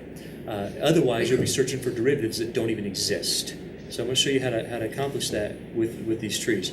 So number one thing I do, I write down the dependent variable. I'm going to try to model my thoughts for you to show you how I'm thinking about it. Number one thing I see is when I have this problem that says find all partial derivatives of w, or the dependent variable. First thing I do is write down that dependent variable. I make a tree that has all of my intermediate variables in it. And me, I create the map right now. But then I do this. I look at each of those intermediate variables and say, okay, what variables do those have? What are the independent variables for those? If one doesn't exist, I don't write it down. X only has u's in it. Don't give it a v. That saves you some work. Y only has a v. Don't write down a u. That saves you some more work. Does that make sense? So make your map up, and then when you get down to this piece, you start eliminating stuff you don't even have. You don't even need to find. Then here we go, okay, well, Z does have both U and V. The tree will help you. The derivative tree, it will help you. You could say it's the fruit of knowledge. I mean, from there. No? Too much? No, that's good. Thanks, I was trying. I worked on that all day. Well, it's not true. That's a lie. There's only two partial derivatives I could possibly find. Since there's only two different independent variables, I could do derivative of w with respect to u. I could do derivative of w with respect to v. That's it. That's all I can find. Now, here's the important part about it. Yeah, I got 3 intermediate variables. Each of those has an independent variable in it, but there's only a finite number of paths I can take to get to u. A finite number of paths I can take to v. Don't give me paths if they don't lead to the variable you want. Does that make sense? Yeah. So if I want to get from w to u, man, there's only 2 of them I'm going to go down. There's a partial that gets me to the x, and then another partial that gets me to the u. That's one. Partial, partial. I've already counted those. I put a little mark to make sure I don't double count them. I don't want to go down the same ending pathway twice. So I went xu, and now, oh wait, what's the other one? Is it y? Should I go down the y to get to a u? Let's follow that path. If I go to a y, is there any u's there? No. So even if I do a partial derivative of w with respect to y, I multiply that by the partial derivative of y with respect to u, but it's 0. There's nothing there. It doesn't even exist. Don't write it down. Don't even worry about it. You go, okay, here's one u. The other u is this path. Partial, partial. Partial derivative of w with respect to z. Oh, sorry. Yeah, you just write them wherever you want. It'll work out. Don't worry about it. My bad. Yeah, plus. We're adding we're adding them all. Partial derivative of w with respect to z, and then from z to the u. Now let's double check. Does that get us to the variable that I want here and here? Yeah or no? Yes. It gets me to my variable, and it gets me to, well, here's the way you check your work.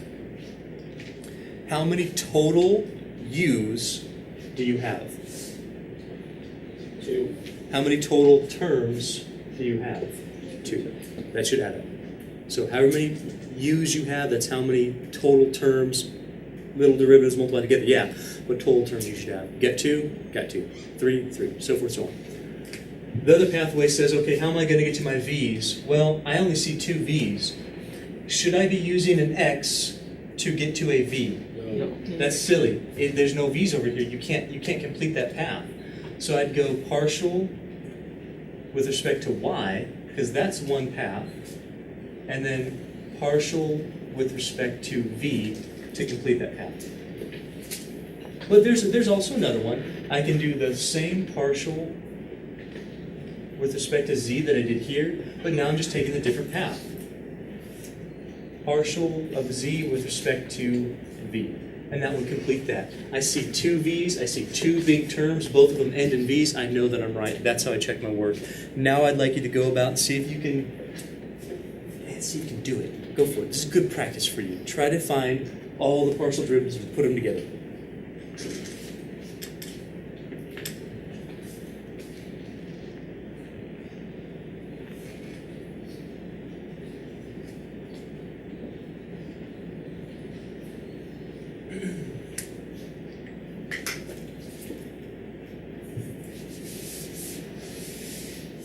Again, I'm going to do one about every 20 seconds, but I definitely want you trying them. Okay, this is really good practice. So don't just wait till I write it down. Try them. If you make a mistake, who cares? Cross out, erase it.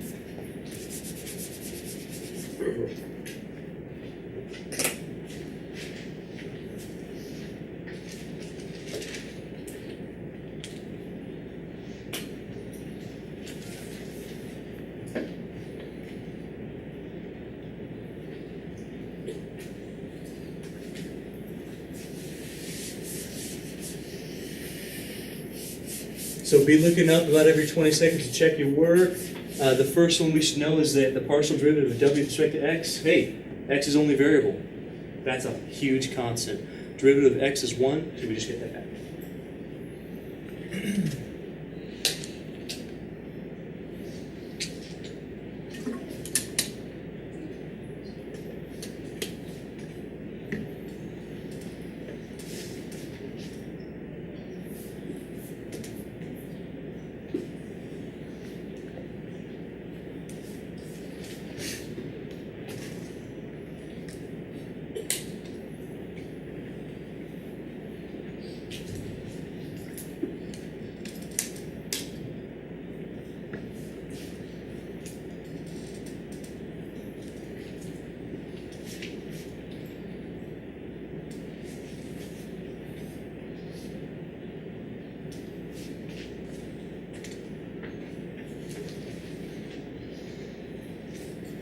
I'm going to pause you for a second. Did you make it at least that far?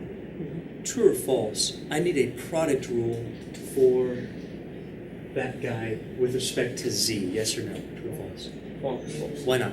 X is false. Beautiful.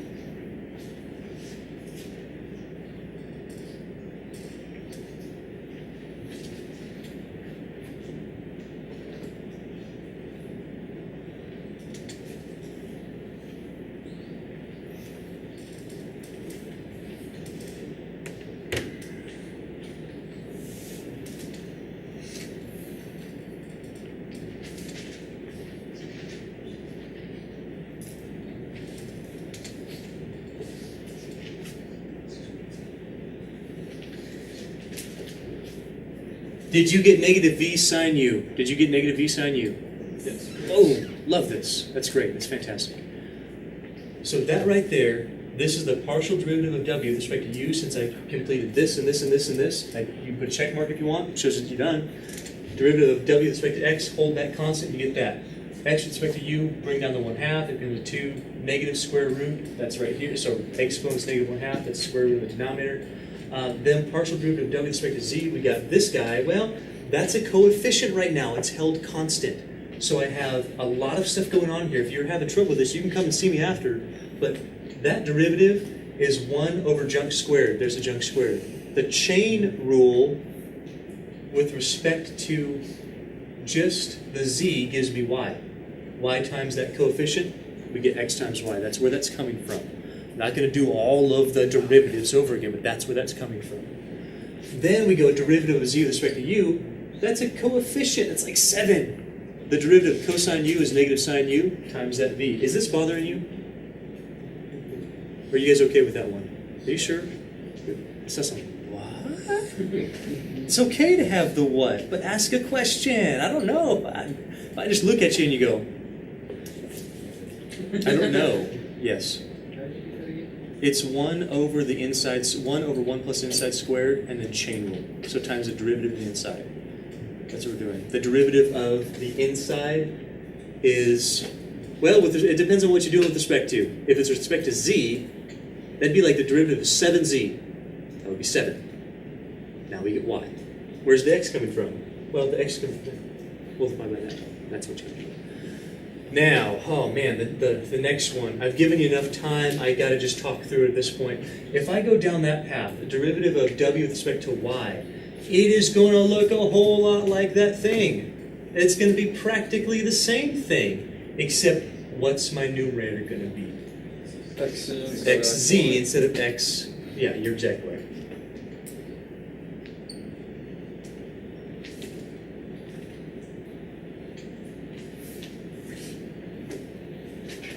Got that. Now, I've got to go yv. So y with respect to v gives me negative 2e to the... I got to write it bigger.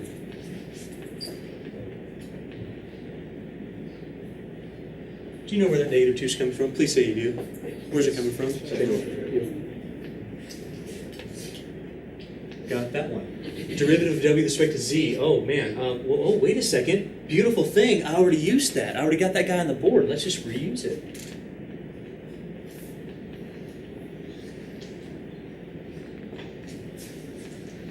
And then this, with respect to v, says that's my only variable. Derivative of v is 1 times a coefficient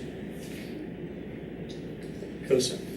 It's starting to look like w, sorry. Cosine u. Getting too excited. Still too excited. Cosine u. Are you with me? We can clean it up a little bit. But that's just some algebra. Let's move some stuff around. Of course, the just algebra is where we typically make mistakes, so we're going to focus on that. But are you okay with the calculus part of this? Are you? I'm going to ask you two completely different questions. Can you follow it? Yes. Can you all follow it? Yes. Can you understand it? Yes. Now, can you do it? Do you feel like you could do it now? Do you understand that this is going to take a lot of practice? It's very easy to make mistakes. The trees help tremendously. I'm such a dork. I'm sorry. I can't help it. Oh, man. It's a good thing none of my friends like math and do math and watch math videos. Otherwise, they know that I'm a super dork. That's really sad. No one I know watches these things. Except you guys. Sometimes. Rarely.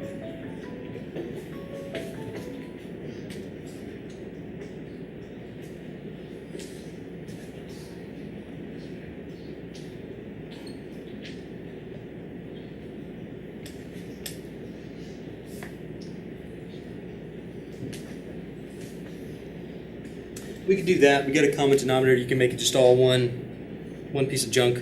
You could probably factor out the x. You could do some other things with it, but that's about as far as I would want to make it down. Do you guys see where that comes from? Just algebra, common denominator, put it together. That's the idea. Now, I'll tell you what. I want one more, and then we'll be completely done with this chain rule stuff. After that, man, I'm gonna show you something cool. I'm gonna show you. Can't wait for it. It's the only time I get to build suspense. You want to try one completely on your own? Do you want to do that? Yes. Okay, let's do that. Some are like, no, too bad. You're going to do it anyway. What I want just one thing, though.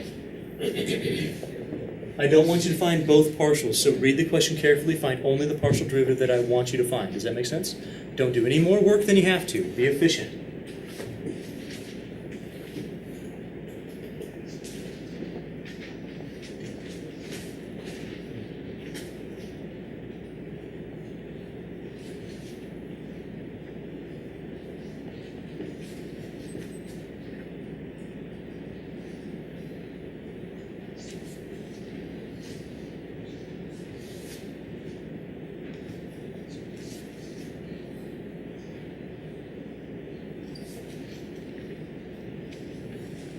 That says w equals x squared y plus y squared z cubed.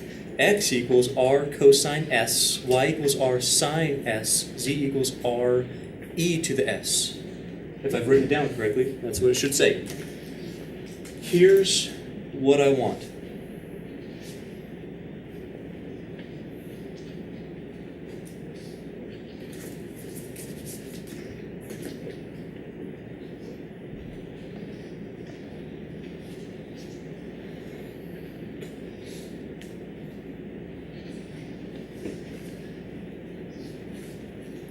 I want to find the partial derivative of w with respect to s. I don't even care about with respect to r. I want the partial derivative of w with respect to s when r is 1 and when s is 0.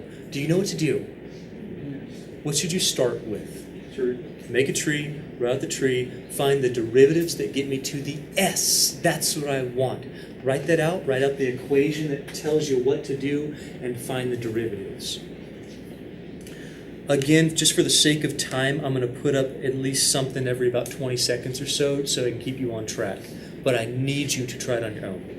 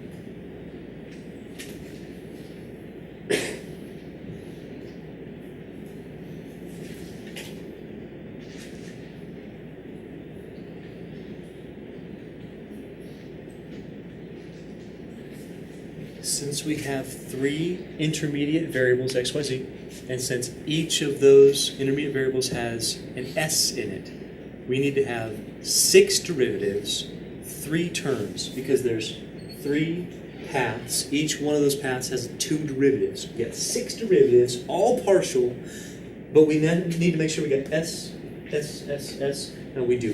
We have the 3 paths we want to take. Did you write down the tree and the equation, something like that? Beautiful.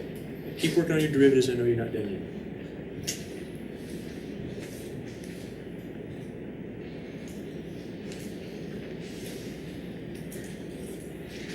Idea remains, as you're working, I'm going to talk about a little bit about the idea. The idea remains the same. The derivatives are going to get a little nastier. I've given you some kind of basic ones. Like, that's basic? That's pretty basic. We haven't done anything involving product rules. We've done chain rules, but you can have stuff like product rules. You have some crazy things up here. But the idea remains the same. Make a tree. Get from your dependent to whatever independent variable we are trying to take the derivative with respect to along however many paths it takes. Every path is a derivative. Every complete path is a term. Add them together, and then you get this thing called a derivative with respect to whatever independent variable you have. That's the main idea. Things get nastier, but just keep the idea in hand. Don't go too fast on these things, and you should be fine. Also, second derivatives are possible. Just saying. We're not going to do any, but they're possible. We're not going to get to that, but they are possible. Super fun. Are you guys done? Did you get at least something down? Okay, let's give this a try. So,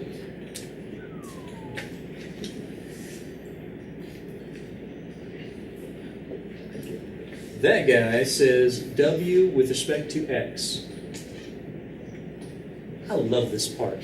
If I don't have any x's on a term, 0, done. Got that one. X with respect to s, oh, be careful on that one, with respect to s gives us, by the way, we are multiplying, put it in parentheses, don't let that thing hang out there and think you're going to subtract it. You're not subtracting, you're multiplying this, that's what that means.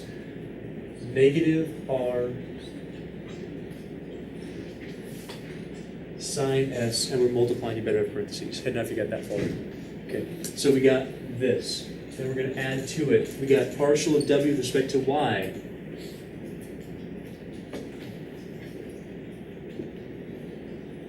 Again, those of you who lack parenthetical skills, we'll call them. Fix your crap quick, okay? You got to put it in the bundle, because if you don't, you're gonna start making mistakes on it. Things distribute with parentheses where they don't without. You got to have that. Then y with respect to s. Got it.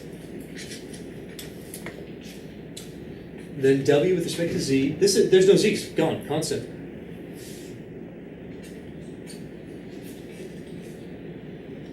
I'm going to make a mistake that I'm going to catch on your tests. It happens so often when you're doing derivatives and they're separated, like when the coefficient is way out front. A lot of times, I don't know why, a lot of times people forget that thing still has an exponent, and then that's going to mess you up if you have any z besides like 0 or 1. You follow? You got to be careful on that stuff.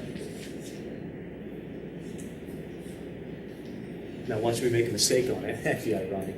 And then we go, okay, now derivative of z with respect to s. That's exactly the same, because r is just a coefficient. E to the s gives us e to the s. We'll take a derivative.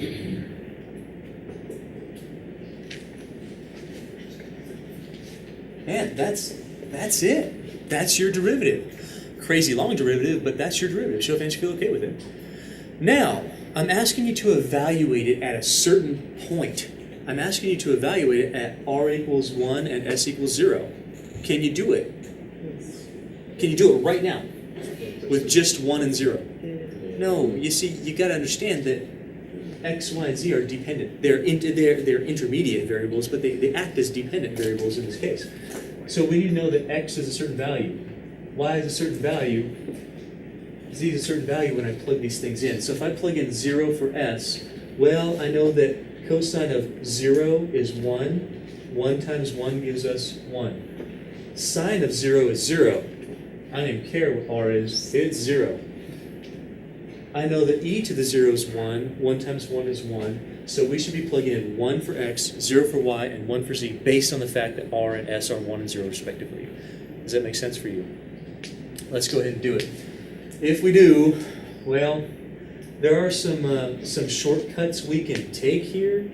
If that's all multiplication and you're plugging in 0 right there, this whole factor is 0. That thing's gone.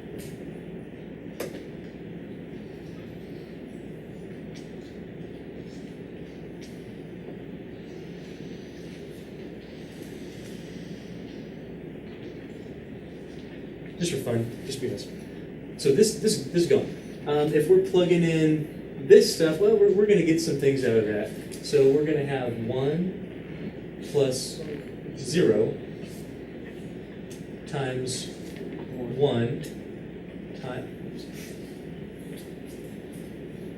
1 times 1, because cosine of 0 still gives back that 1. So this is not 0. This is just going to give us, how about that? 0. Y. Exactly, yeah. The whole thing, one and done. Do you understand it? The main question I wanted to answer today is, do you understand where it comes from? That was the big idea. That's why we spent almost an hour doing the proof, is I didn't want it to be magic. This shouldn't be magic to you, why we're doing what we're doing. It should be pretty clear at this point. If not, do you have any questions right now that I can answer for you? Are you sure you're clear? Okay, we're going to pause. We're going to come back. I'm going to show you a cool little trick. Pure variance of style. True. I get something cool-er, because that was pretty cool, to show you. What I want to do is I want to consider this function. A function that's defined in two variables, x and y. but such that y is a dependent variable on x. You've seen stuff like this before from a long time ago, Calc 1 days. So what I want to do is define this where, yeah, f of x is a function. So you got two variables, x and y, but y is implicitly defined as x. X is the only independent variable. Let's see what we can do with this stuff. If I start taking a derivative, so we want a partial derivative of w with respect to x. It has to be partial because, count them, there's two variables, I have to have partial. You guys get it? So a partial derivative of w with respect to x says, okay, well, I would take, by my paths, the partial of the function with respect to x times, now this is weird, I'm going to write it and I'm going to erase it just so you see it. Watch carefully, okay? The partial derivative of f with respect to x, and then the partial derivative of x with respect to the independent variable, x. Then you go, wait a minute, how much is that going to be? Derivative of x with respect to x is 1. I don't even need that. Why? Because partial derivative of the independent variable, it's there. Plus the partial derivative of f with respect to y. Now that is an intermediate variable because of this. Y is defined in terms of x. So I need a way to get from y to the independent variable. I need a way to do that. By the way, it was pointed out to me, I just want to say this, a couple people said that when I wrote down the very first tree, I put dependent instead of independent, and I'm sorry, it should be independent. I know I said independent like 50 billion times, but words written down speak louder than my voice, obviously. And so if you want to fix your notes, I'll put on the video a little blurb about that I made an error. My one for the year. That was supposed to be independent, and I apologize for the confusion on that. So go back and just relearn all the stuff that I taught you, okay? All right, now we're come back. We're good.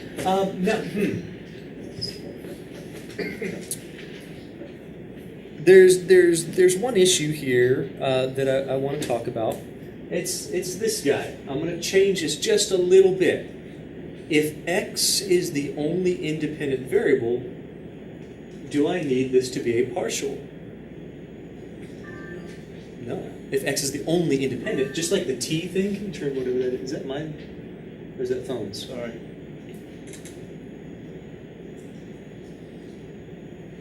Then that's a literal derivative of y with respect to x. Since y is defined as x, we have a literal derivative. Now, here's the magic. Here's the magic. We're going to do some pretty cool stuff here. What we're going to do, we're going to set this equal to 0. We're going to solve this.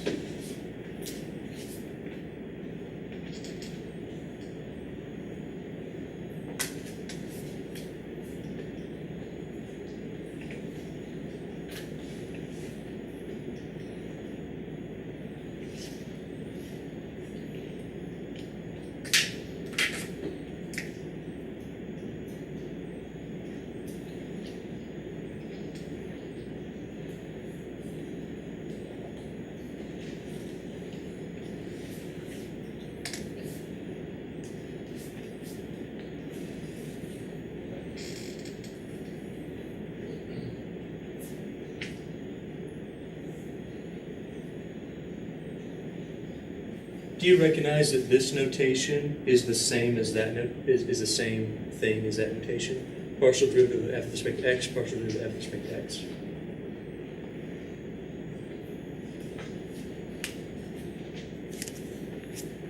And you go, awesome! What's that mean? Who cares? It's pretty cool. If you think about... Well, oh, by the way, if you're like, wait a second, how'd you get to 0? Listen, if you have a function over here and if you have a function in terms of x and y that's implicitly defined, it is possible to group all of your variables on one side and have a constant on the other side. The derivative of that constant would be 0 when I take a derivative of both sides. Does that make sense? So it's possible to have all of your variables on one side and constant or 0 on the other side. Are you clear? That's where the 0 comes from. Now, if we do this and we solve it, look at what is happening. Stop what you're doing. Look at what is happening. Y is an implicitly defined function in x, yes? dy dx would be a derivative of an implicitly defined function. We just found a new way to do implicit differentiation. That is how you can do implicit. Here, here's dy dx. Remember solving for dy dx? We just did it. In implicit, remember doing implicit? You're like, oh yeah, y is a function of x, chain rule, product rule, blah, blah, blah, blah. We have a new way to do that now. This is a new way to do implicit differentiation. Very quickly. It's pretty darn cool. We're going to try a couple of them, and then we'll be good on our section.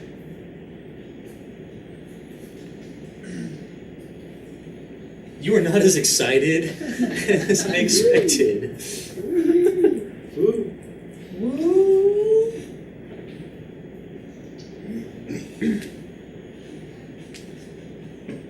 I know why you're not excited, because every time I teach you something new, I make you do more work for it. I get it, I know, but it's pretty cool. I'm saving you time here, because if I said this, I said,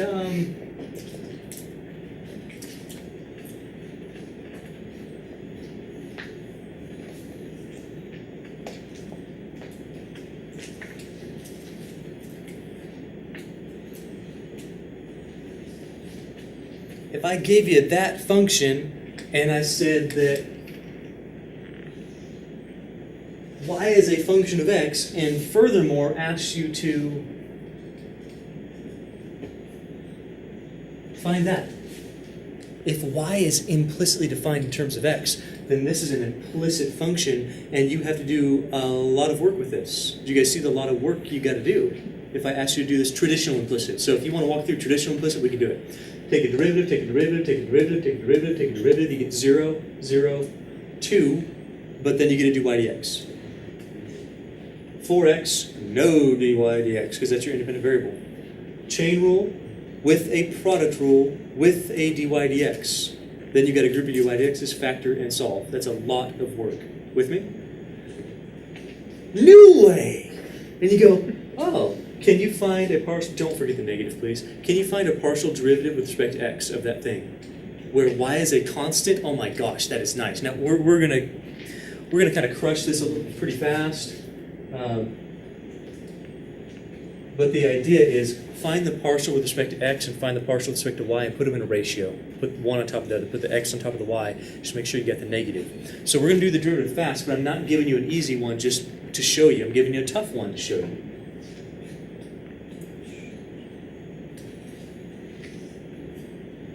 So here's what we do. Let's look at that. Let's take a partial derivative with respect to x. Now, it is on both sides, but we're just considering this to be my function. So it's just that. What's the partial derivative with respect to x? Come on, quickly. What's this? How about of this piece? 0. How about of that piece? With respect to x, that's 0.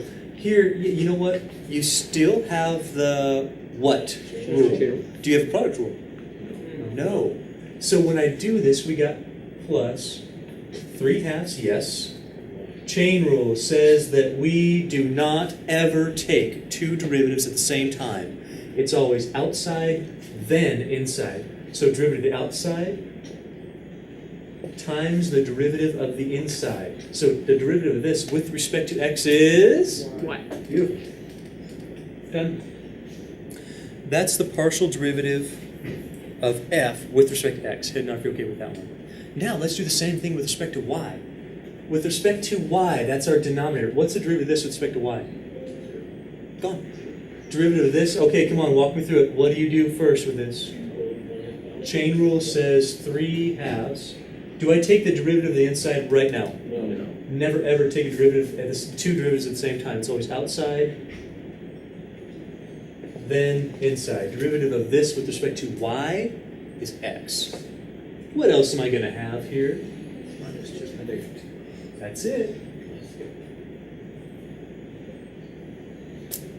Guess what? Done. Well, practically. The calculus is done. And now with 100% less product rule. Isn't that cool? You never have to do a product rule implicitly ever, ever, ever again. That's pretty darn awesome. Now we can make it a little bit nicer this sucks, and that kind of sucks. So what I would intend to do, I'd multiply by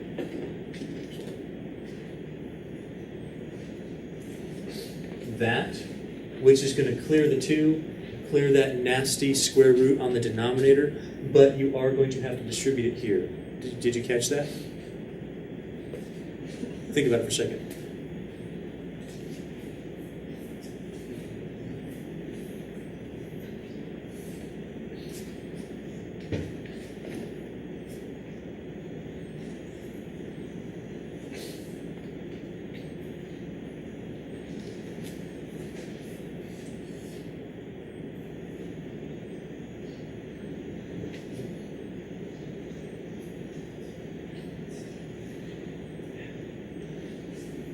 If you distribute it correctly, that's what we should get.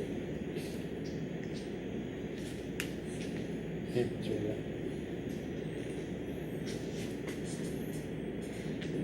we got. It's just some algebra. But you see the distribution, how square root numerator, square root denominator gone, 2's gone. Same thing happens here. Just got to distribute the other terms. Are you with me? Now, last little thing. You can do something with that negative. You can distribute it numerator, denominator, or keep it up front. I don't care what you do. It's really not important to me. Just put it somewhere. Just don't forget about it. Bless you. Oops. There you go.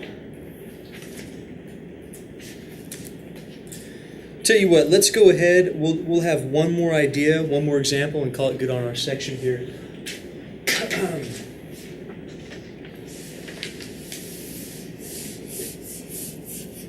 Oh, by the way, did you have any questions on that? Oops. Did I ever tell you that the teacher I had who used to do that? Did I tell you that story? Probably told you that before. Seriously, I had this teacher, he's from not here. He eraser in one hand, pen in the other.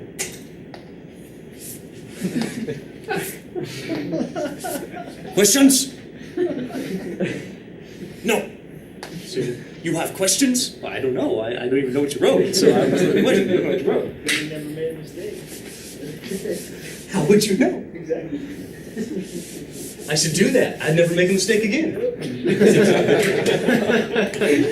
I watched Leonard on 1/2 speed. I saw that mistake, Leonard. Yeah. Woo! I don't remember whether I passed because he wrote my grade down and erased it.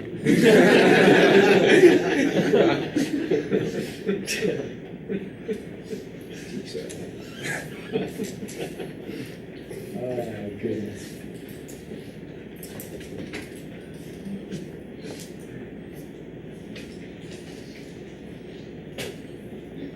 Now, let's say we've got a function with 3 variables in it, equal to 0, and one of those variables, let's call it z, is implicitly defined in the other 2. Now listen, we have actually done implicit derivatives with 2 independent variables before. X and y, in this case, check it out. 3 variables, right? But z is dependent on x and y. So x and y are now both of our independent variables. That implies 2 things.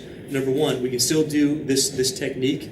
However, we can't call them dy dx anymore. We'd have to call it dz dx, but they're partial because we have 2 independent variables. Does that make sense? So it's not dz dx, it's partial of z with respect to x, partial of z with respect to y. That means we can have some partial derivatives, again, obviously. So here's what we could do. These 2 cases would be, if we want to find partial of z with respect to x,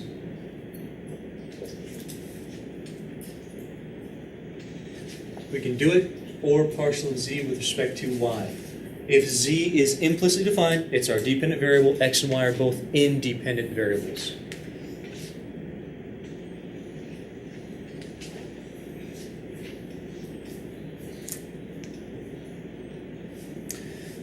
Here's the main goal I want you to understand between this method and this method. It's the same method, but I want you to see where the stuff comes from. Please look carefully. We're still going to have a negative, still going to have a negative, just like we had a negative. Up here. Look. This is a partial derivative of our what type of variable? Don't say x, I know it's x. It's an x. Intermediate? independent over partial derivative of our dependent. Y was dependent, x was independent. Are you clear on that one? So, if I want the partial derivative of z, what's z? Dependent. What's x in this case? Then I'm going to have the partial derivative of the independent over the partial derivative of the dependent. That's where that comes from. Independent, dependent. Independent, dependent. Independent, dependent. That's where that comes from. It's the same exact idea. That's where it comes from. So fans feel okay with that one. I just don't want you to get confused. Why is it x over z and not y? Because y is not the dependent variable any longer. Z is now. So that's it. Let's go ahead. Let's just do one. In fact, I want to see if you can just do it on your own. Let's see if you can do that on your own. I'll give you a minute. I want you to find the partial of z with respect to x and the partial of z with respect to y for this example. Guess I got to give you something before I ask you to do something, huh?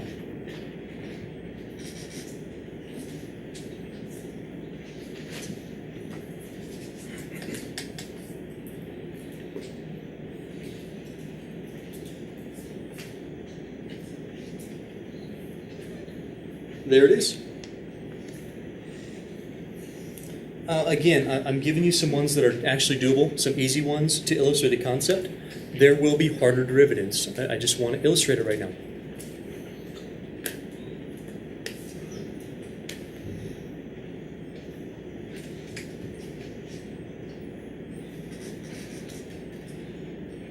The only two options I have are partial derivatives with respect to x and y respectively.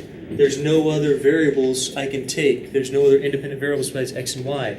If z is implicitly defined here, yeah, we've got 1, 2, 3 variables, but z is in terms of x and y.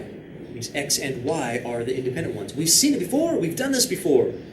But look at what's, as you're working, look at what's happening here.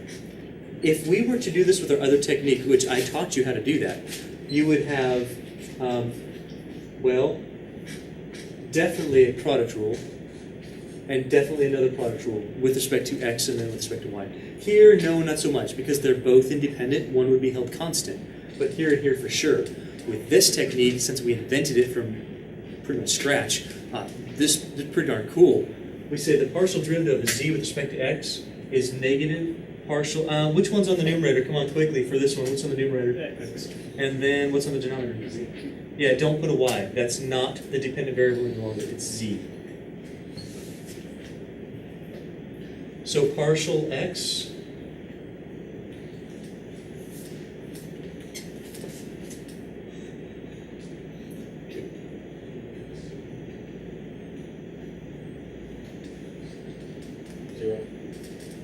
zero. Did we have to use product rule? Not when you hold all the other variables constant. You don't need it anymore. That's great. Oh, with respect to z, boom, boom, boom. What do we have? Negative.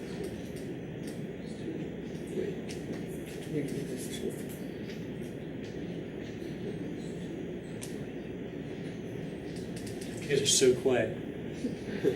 This is creepy. They're going to think I'm talking to nobody. Like, this guy's weird, dude. He teaches to no one. Talk to himself or something? I don't know. I like the echo.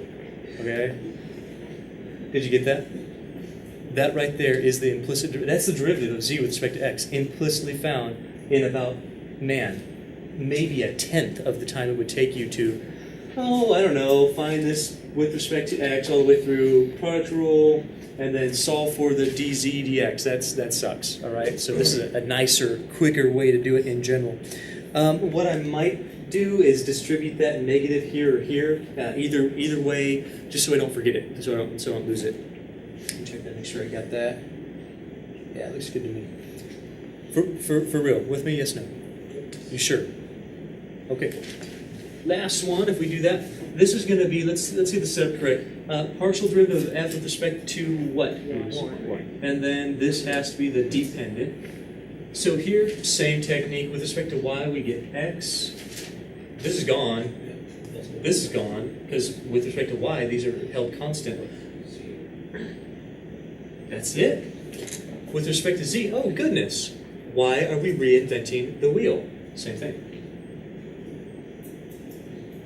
Why would we take an exact same derivative 2 different times? Why not just hold the denominator exactly the same and we're good? That's really cool with this technique, with implicit, because you get the same exact denominator for the dependent variable. It can't change. You're done. That's it. Pretty cool. One final question for you before we stop. If you have questions? Just kidding. Question? No. Silly question.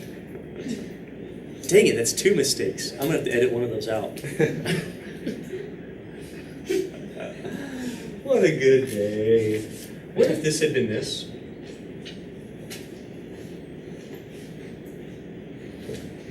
What if that had been that? Just let me ask you that. If that had been that, and I said partial derivative of f with respect to x, what do I need? You would need the product rule. Those don't disappear. Okay, they're still there. You just don't use them here when you're holding every other variable constant. So that they still work. They still happen. Just got to be careful with them. Now, are there any questions at all before we stop this and be done with our section? You sure? Okay.